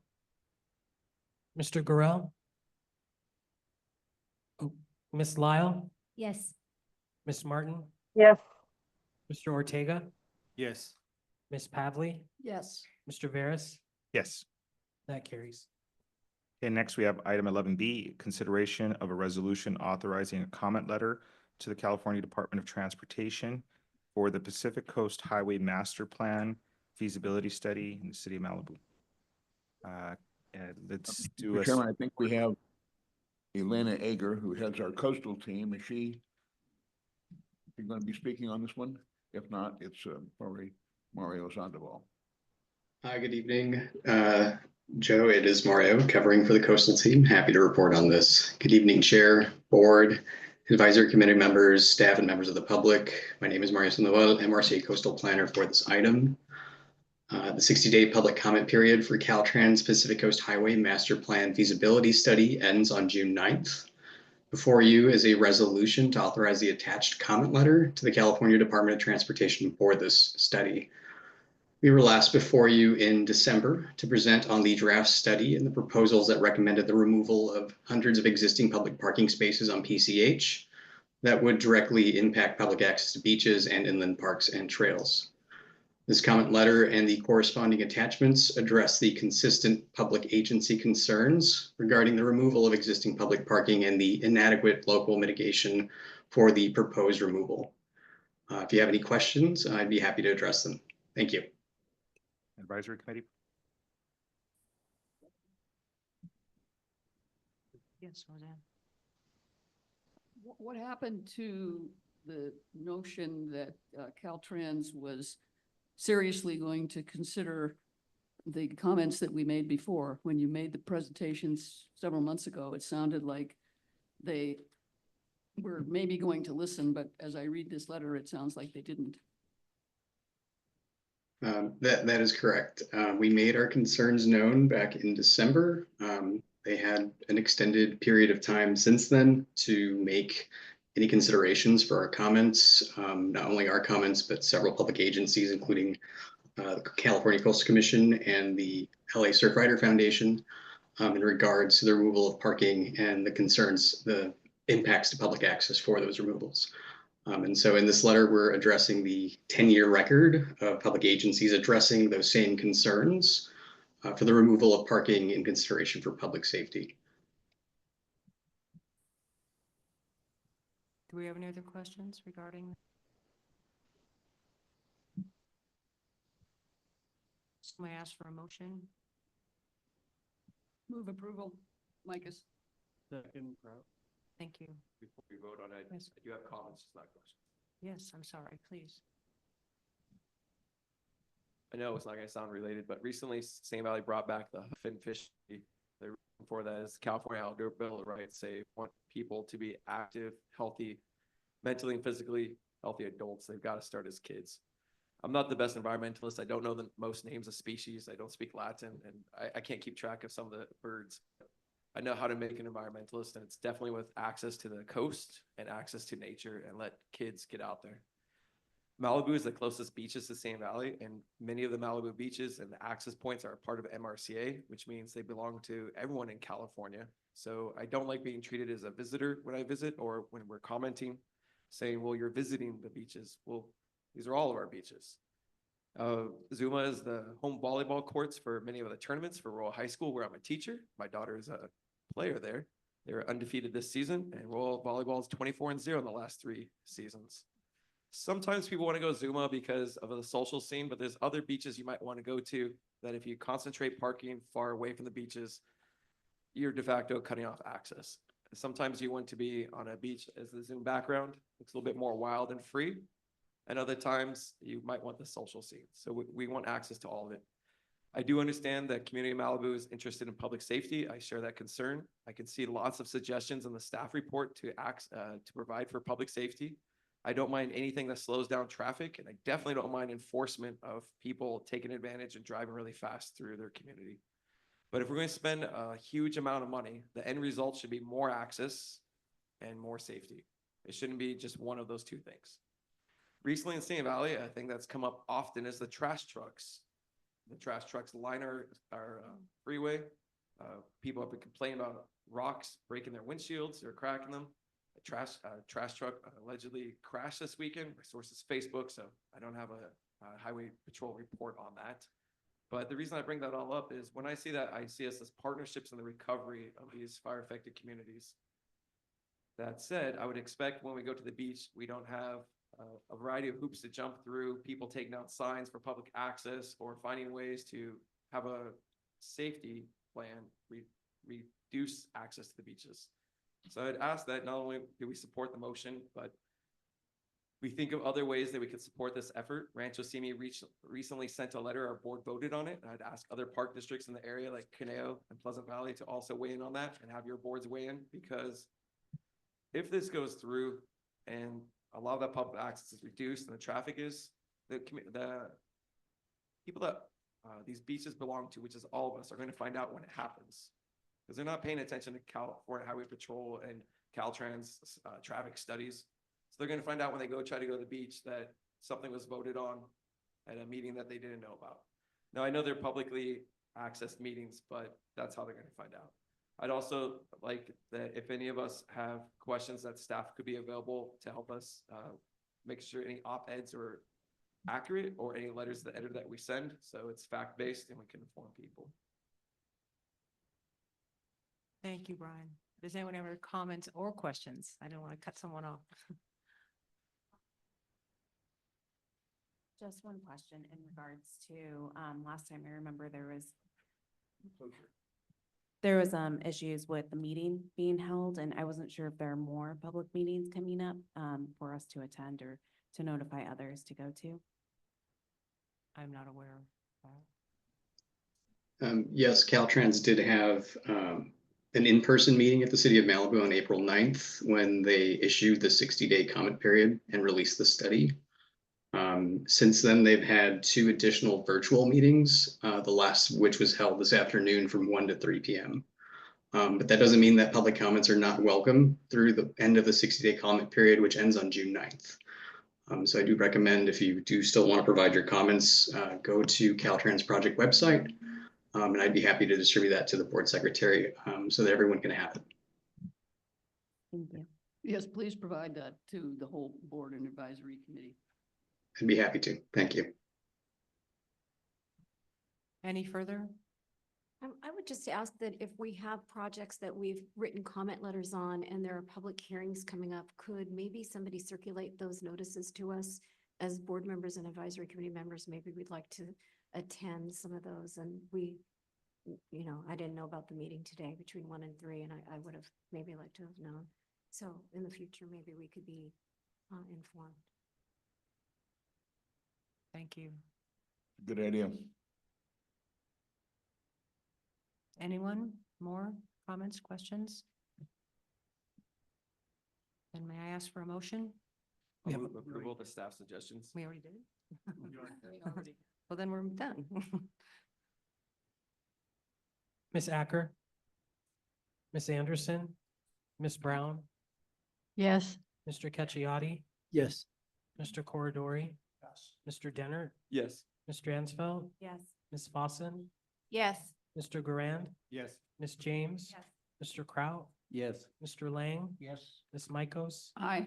Ms. Nelson, Yes. Ms. Rosen, Yes. Mr. Wendler, Yes. Ms. Newsom, Yes. that carries. Okay, thank you. Conservancy members, we have 11B before us. Do I hear a motion in a second? I'll motion. Thank you, Mr. Ortega. Is there a second? I'll second. Thank you. Any questions or comments, I have a comment. Senator? Yes, it's Fran Pavley. Thank you Yep. very much for that, the report, whoever wrote all that, that I needed another week or 2 to actually go through it, but I went through quite a bit of it. And I know Malibu well enough that the primary concern is public safety. And I'm glad the council member is here because we all share that. Brian, excuse me, you mentioned that too. We get that, whether it's extra law enforcement, whether it's they put in cameras. I know Senator Allen had carried a bill to assist getting some funding on. So we appreciate that. And it's a combination of factors that lead to that. It's not just people who want to go to the beach or go to a park and hike, you know, whether it's drunk driving or speeding. And if there's combinations of ways to work together on ways to get traffic to slow down, that's a good thing. But in regards to this, I have a lot of concerns for a variety of reasons. I have to admit, I've always been an in person, grew up in Sherman Oaks, and now it's Agora Hills. And boy, on a hot summer day, just knowing that within a half hour, the temperature drops 25 degrees, you take the kids, you can go there. And for many people, especially who don't have air conditioning, it's really an important resource in so many ways. Good for family, good for friends. So, but when you read the report, a loss of 675 spaces is not okay. How do we replace some of those spaces? Is it like the report said? It seemed legitimate to me. Some of it is losing 2 feet width of the highway for 2 feet width of the highway, whether encroached landscaping or adjacent property owners or with dirt. How do you get those spaces back instead of just saying, well, we can't do that. It's not wide enough. Yes, we need bike lanes plus that. I know it's a lot of factors that go into it, but we have to do a better job. Or the buses that will drop off people, whether it's to Escondido Canyon or crossing the highway. They'd have enough space to do it, but how much space do they need? Do you take even more away? So on the top of my head, that 675 loss of spaces, we can do better than that. Caltrans, I think, is primarily engaged because of the public safety part. This looks at a whole different agency, Conservancy, and the Coastal Conservancy, who are looking out for one of the best resources California has, and that's our beach. Access for the public, for everyone to enjoy our beaches, makes it special. So I hope that people find some of that middle ground, and we work together to help with the public safety factor. If I see one more tire of a dead person symbol on PCH, that's too much. It's been horrible the last 20+ years, and it's getting worse. And it is a lot of visitors, but it's a lot of local people as well engaged in lack of public safety. So let's figure out how we can do better. And but this is not the way to do it. I think we can do both. Let people go to the beach. Yes, the trailheads that are on, not on the ocean side, but most of them are on the other side. Can't just get rid of the north side of PCH. So this part of the discussion isn't Caltrans' background. So the agencies need to get together and really help us work this out. Okay. Thank you. I also want to echo your comments. I think we're authorizing the comment letter here, and it's understandable, but the resources that are there are valuable and important. And beyond the comment letter, if there's a continuous engagement that can continue to occur to raise the questions about access and continued access. So thank you for that. Any other questions or comments on the letter?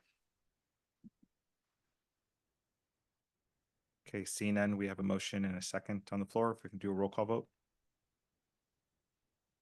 Ms. Lyle, Yes. Ms. Martin, Yes. Mr. Ortega, Yes. Ms. Pavley, Mr. Veras. Yes. That carries.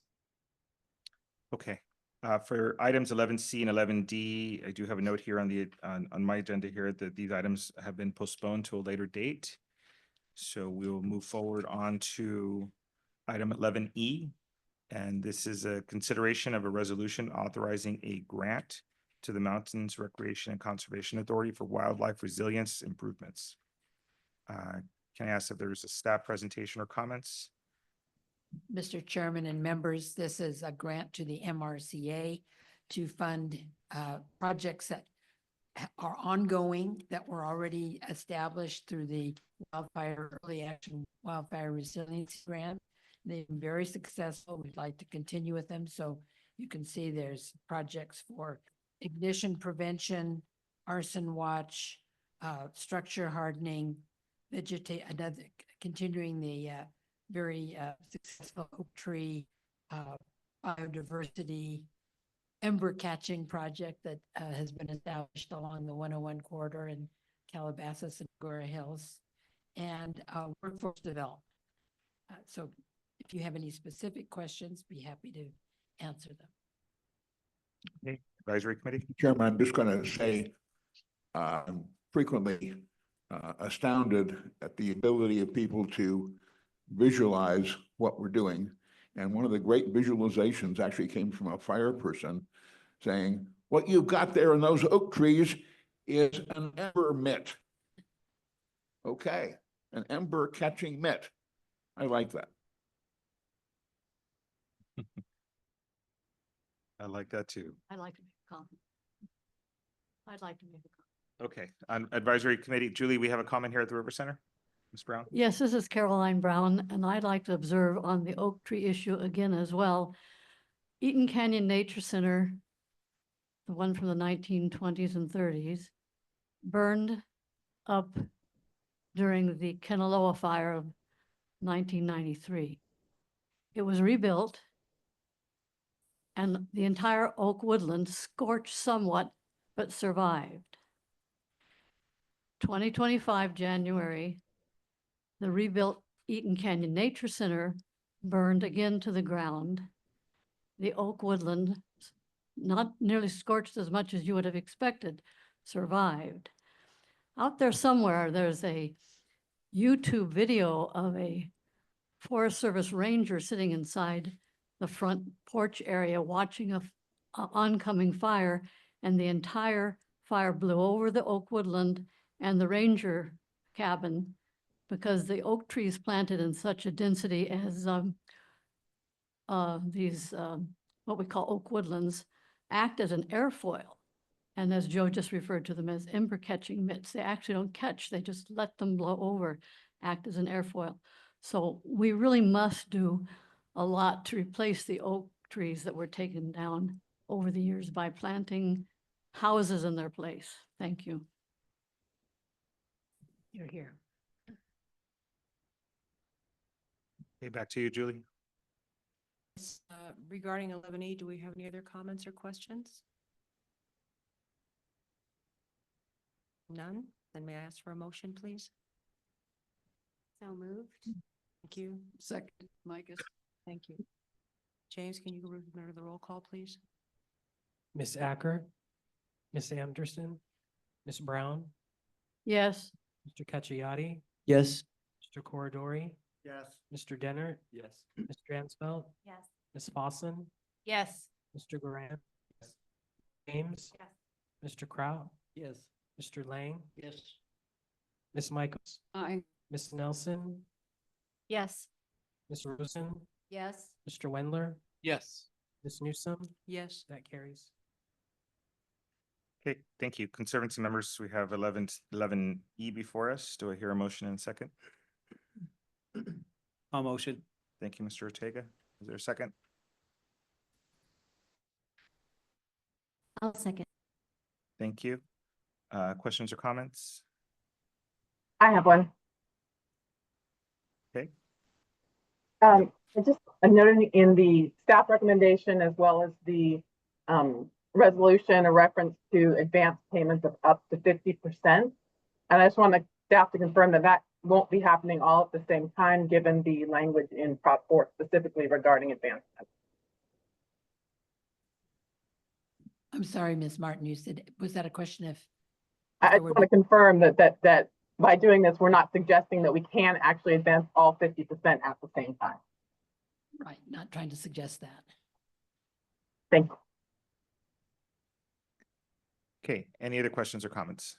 I had one question just for point of clarification. I'm sorry, can I ask whoever's speaking to speak directly to the mic? Yes. I had one question for point of Great. clarification. This grant came in April of this year, correct? The appropriation came in April, yes. April of this year. And so could we say that it's uncovered for the future? We have, or we're not, this is a It's big bond encumbrance. money, Yes, which is it's good, bond, not right. general fund. We got 31 point something Yes, million 300. appropriated early, but we're not anticipating encumbering all of it in the next 2 months, but a good chunk of it. Other than the usual people like the departments in Ventura and Lake County and a few cities, are other organizations eligible for applying grants? How do you do that? Yes, not any nonprofit. For wildfire related Right, resilience. qualified nonprofit or any of the city, city of La Cañada, Flint Ridge is interested, city of Glen is interested. We coordinate future grants with the Regional Forest and Forestry Program that the Conservancy is part of. We just hosted 3 sub-regional meetings and had input from Santa Monica Mountains proper, the Simi Hills, and the more Angeles and eastern end of our zone. And so a lot of different projects that were suggested, and we want to make sure that we're sort of getting a good roadmap for the most efficacious projects to fund out of Prop 4. I have, as you can imagine, many questions relating to Prop 4 expenditures from the Blue Ribbon Commission point of view, because they're looking at options, and I just didn't know if this was an opportunity for community groups who maybe had legitimate foundations to explore. Well, I just wanted to comment to say thank you for taking these early actions with the Assembly members' concern on some of the past approvals, just because it's like a process for some of those contracts that we approve. So we appreciate the actions that are being taken tonight. And the immediate, the one that I just as we approve these projects is getting our heads together and how do we communicate this back to our HOAs and our meetings that in this action. Often we hear back, oh, the public land agencies aren't doing anything for vegetation management. So, how do we educate them on how they're directly benefit from the Prop 4 funds we just received? That was just my one. Very good point. We'll have to get our social media cranked up. Can I follow up on that? I think it's really a great point because I think a lot of times people say like, all this prop money, where does it go? And why should I keep supporting it? And I think if we educate people on where it went, maybe the assembly member could put it out in her newsletter because she was a vote to support Prop 4, where this money went. And maybe we ask our other Santa Monica Mountains Zone representatives to do the same, where they can list out where this money went. And so that the communities I know that I'm on all of my representatives lists and I get their newsletters, which I read. And I think a lot of people do, especially now with the wildfire issues. So it would be great if we could put a list together and our elected representatives could get that out in their newsletters. And our conservancy was the #1 receiver of all the conservancies for funds from this last allocation. So, yeah. As well, it should be. Exactly. And I'll just say this, Secretary Crowfoot is always looking to, okay, who's got the money out the door? And I get to say, Santa Monica, we have it on our agenda. So it is being tracked up here in Sacramento as well. And we're excited to highlight the quick work that you're doing, as well as the thoughtful work that we're doing of getting money out the door quickly, but also looking long-term to make sure we're not, that we're funding the best projects. So it is definitely looked at up here in Sacramento. Great, and with that, let's make it official. Roll call vote, please. Well, I think I have a comment. Oh, Along those lines, if there could be a press release that we can amplify, it would be really helpful. Because then we can post it to Facebook, we can post it to social media, because as we know from previous studies, nobody knows actually who we are or what we do. And this would be a great way for us, as those of us that are advisory members, we have our tentacles in many different things. And this is a perfect opportunity for us to share the good works and something that everybody's interested in right now because of what is going on and all the recovery efforts. So I think it would be really timely. And then also there will be, and also the interest in getting the grants as well. So what we've done, who's gotten the money and what is, what is the window and, that kind of thing. I mean, I think it would really be helpful because there's just a dearth of information about who we are out there. And on that note, Supervisor Gorell already has a press release ready to go. It's probably hitting the airwaves right now for the grant to Ventura County Fire. And Ms. Acker, I'm going to ask Jamie Cabral, who does social media for us, to call you tomorrow morning and get get a sound bite from you, and we'll put it out on social media. How about that? Fine. Good. And please copy us on the Ventura press release, because even though we're Los Angeles, we still want people to know where that money's going because it's all one ecosystem. Yeah. Okay, thank you. Roll call. Ms. Lyle, Yes. Ms. Martin, Yes.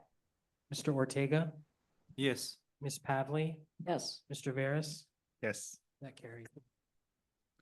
Okay, next, we have item 11F. It's a consideration of a resolution authorizing a grant of Prop 4 funds to the Mountains Recreation and Conservation Authority for the Upper Los Angeles River and Tributaries Revitalization Implementation Program in Los Angeles County. Can I get a staff presentation or comment? That'll be Mr. Baldock. Good evening, board. Can you hear me? Yes. Great. My name is Brian Baldoff. I'm a Deputy Executive Officer at the MRCA, and I'm pleased to present this this grant proposal to y'all. So I want to sort of step back to 2020 when the Santa Monica Mountains Conservancy approved and adopted the Upper Los Angeles and River Tributaries Revitalization Plan. We call it ULART.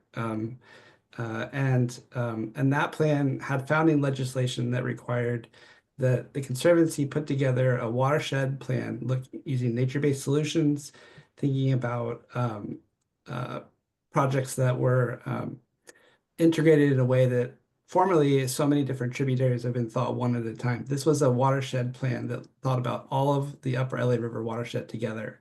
On top of that, it prioritized that we look in disadvantaged communities. And so that the process to develop the plan took about 20 months and involved hundreds and hundreds of community members that took place in our engagement events and our working group. And it was a really tremendous success. Since that time, there have been general funds that were given to the Conservancy. They were appropriated for implementing the ULART plan. And the ULART plan actually identified 344 opportunity sites. And so over the last 5 years, the Conservancy has funded 18 ULART projects. Some of them are planning, some of them have been shovel-ready projects. And through a grant for implementing projects, the MRCA has helped to shepherd the ULART plan to be to progress. So recently, the MRCA's ULART implementation funding ended as a general fund. And so now we're coming back to continue doing that work. And as we had so many projects that have been moving forward, the MRCA helps support the Conservancy through both running working group meetings. We act as board secretary. We put together the agendas and manage the meetings. We have a Upper LA River website that has information about the ULART plan and the projects going on. And in turn, we also work with stakeholders and help to coordinate across the watershed. So this funding application to Proposition $4 is seeking to utilize the watershed improvements that were named within the bond and to further that work. And so we just hope to continue the plan that's already in existence. We're not trying to do anything new. We would just want to continue and further implement these projects. So we're calling this project the ULART Implementation Program. And I can be available for questions. Advisory Committee. Question here. Mr. Cacciatti. Cacciatti from South Pasadena. Thanks. I was looking at all the projects identified in the plan. Thank you. 344 were a lot. A lot come along the Arroyo, which is a tributary through Northeast LA, South Pasadena, Pasadena, La Cañada. And I was kind of remotely aware of this, but didn't have time to participate. But I noticed there's several projects along Northeast LA, the Arroyo, which is a very important tributary. And if I notice in your application, not only talks about the portfolio, but to further identify and develop a wide range of potential projects and proponents. So if I have potential projects, I have a couple in mind at Nature Park.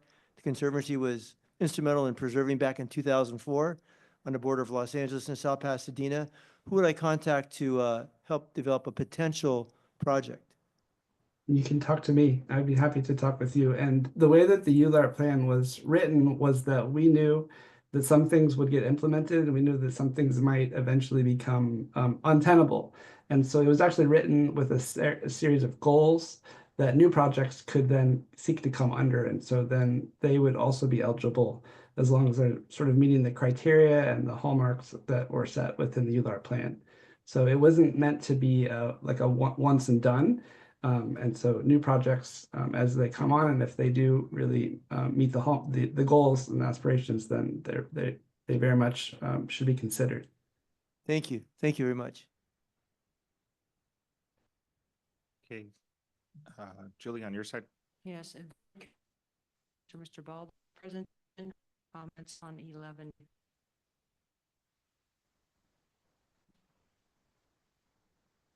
None. May I ask for a Move approval. Cacciatti?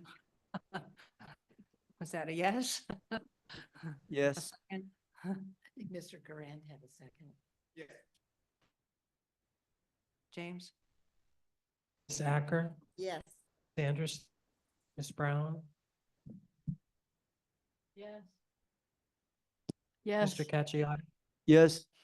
Mr. Cordero, Danner, Yes. Ms. Dransfeld, Ms. Fossen, Yes. Mr. Garand, Ms. James, Mr. Kraut, Yes. Mr. Lang, Ms. Mikos, Aye. Ms. Nelson, Yes. Ms. Rosen, Yes. Mr. Wendler, Yes. Ms. Newsom, Yes. the item carries. Thank you, Advisory Committee. Conservancy, we have item 11F before us. Do I hear a motion and second? I'll motion. Thank you, Mr. Ortega. Is there a second? Second. Thank you. Any questions or comments on this item? I have one. Okay, Amanda, the floor is yours. Thank you. Watershed improvement is definitely an eligible use on Prop 4 of this section. It's been a while since I really engaged in the ULART review, but I was on the board way back when. I'm curious if there are specific projects or ideas, or will this funding in any way be focused a little bit on, a connection with wildfire as relates to watershed improvement? I only ask because it is in the sort of wildfire section of the bond, although, we all know that fires impact our watershed. So I'm just wondering if there's a particular focus with this fund, or is it more just the general watershed improvement, which, as I said, I agree is an eligible use of this. I think for my take is that we really very much want to continue with the sort of existing effort of the watershed improvements. However, every project that I'm working on now post the fires of 2025, I realize that we're looking at them with a new lens. And so I don't think that it's I think that it's appropriate that we do start to also consider, within these projects that, were already spelled out in the ULART plan, like thinking about things that I don't think the wildfire was probably written down 15 times in the 300 pages of the ULART plan. So it's something that had we published it this year, it would be very different. And so I think that is something that we will be looking at as we're working on new projects and extending the ones that are already in the works. Thank you. I appreciate that answer very much. Any other questions or comments? Okay, see none, roll call, please. Miss Lyle, Yes. Miss Martin, Yes. Mr. Ortega, Yes. Miss Pavley, Mr. Veras, Yes. that carries. Okay, next we have item 11G, it's consideration of a resolution authorizing a grant of Prop 4 funds to the Mountains Recreation Conservation Authority for the Climate Resilience and Disaster Preparedness Project Planning and Design. Staff report.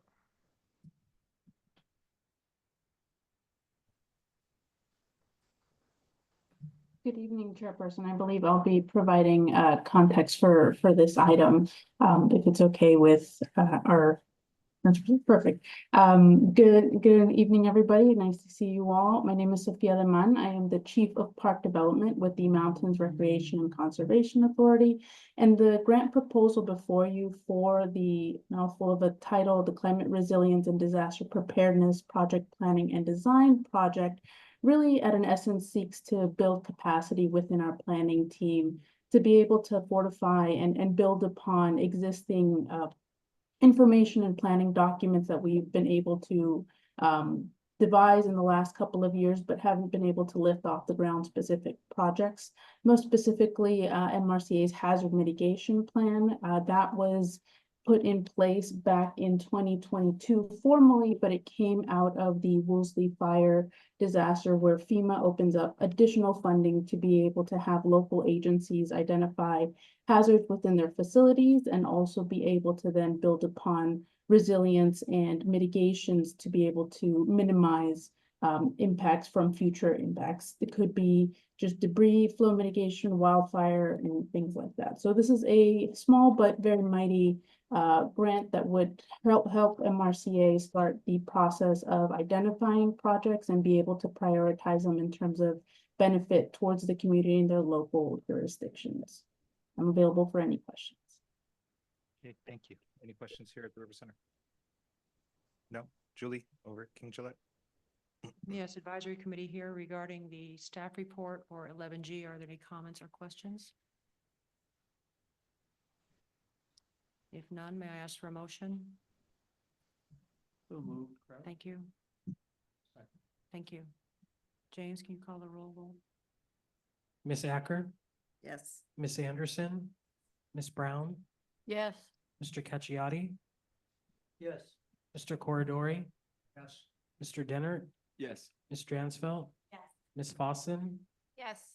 Mr. Garand, Yes. Miss James, Mr. Kraut, Yes. Mr. Lang, Yes. Miss Mikos, Aye. Miss Nelson, Yes. Miss Rosen, Mr. Wendler, Yes. Miss Newsom, Yes. that carries. Thank you. Next, Conservancy members, 11G is before us. Do I hear a motion and a second in this item? I'll motion. Thank you, Mr. Is there a second?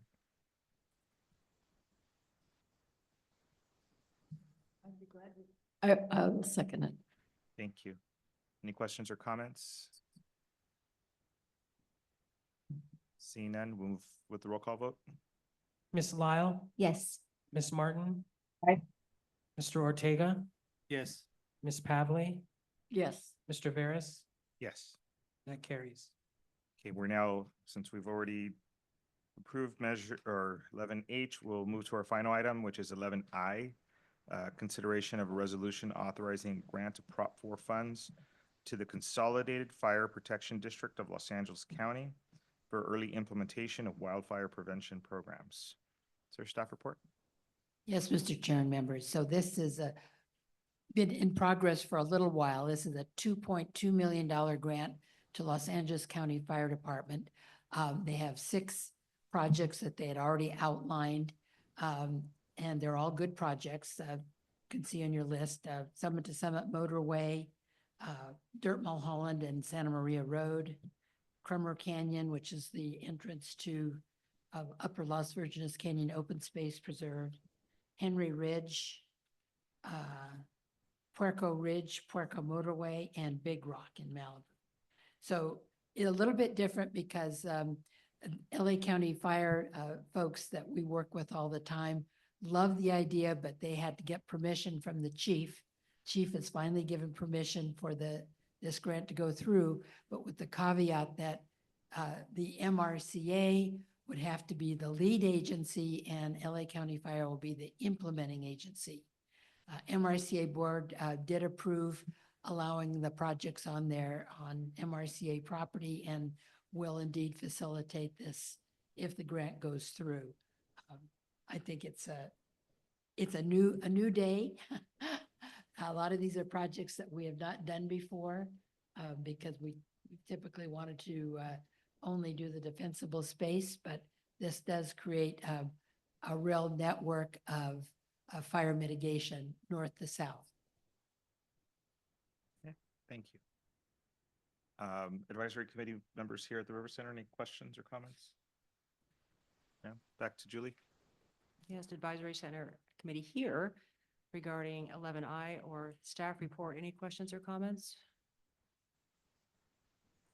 Hearing none, may I please have a motion? Motion. Thank you. Acker. Second. I'll second. Thank you. James, can you administer the roll call vote, please? Ms. Acker, Yes. Ms. Anderson? Yes.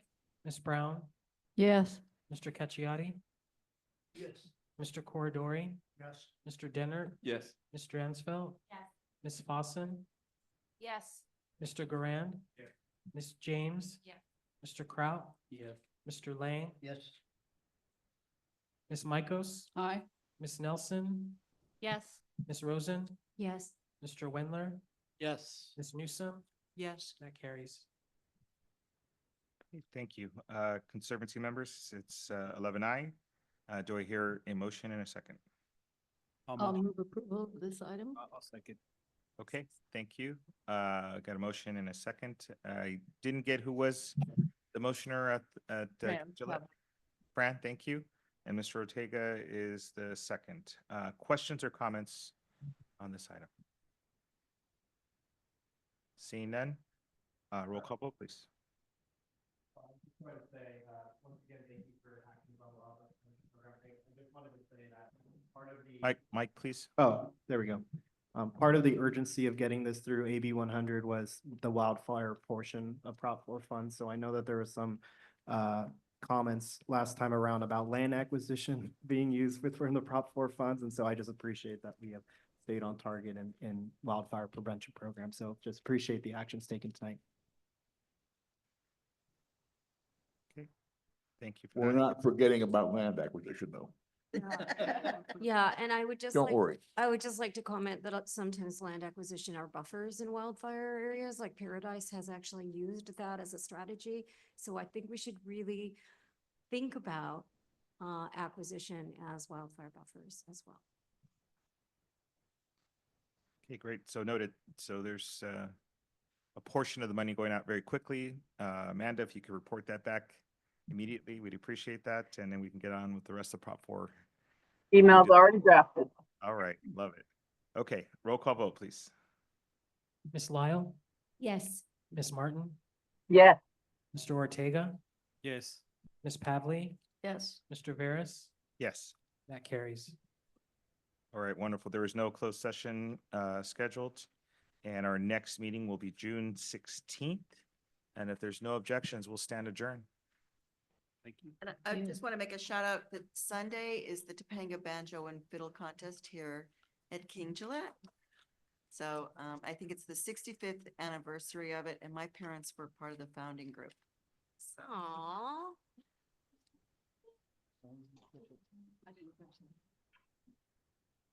Good to see Thank you.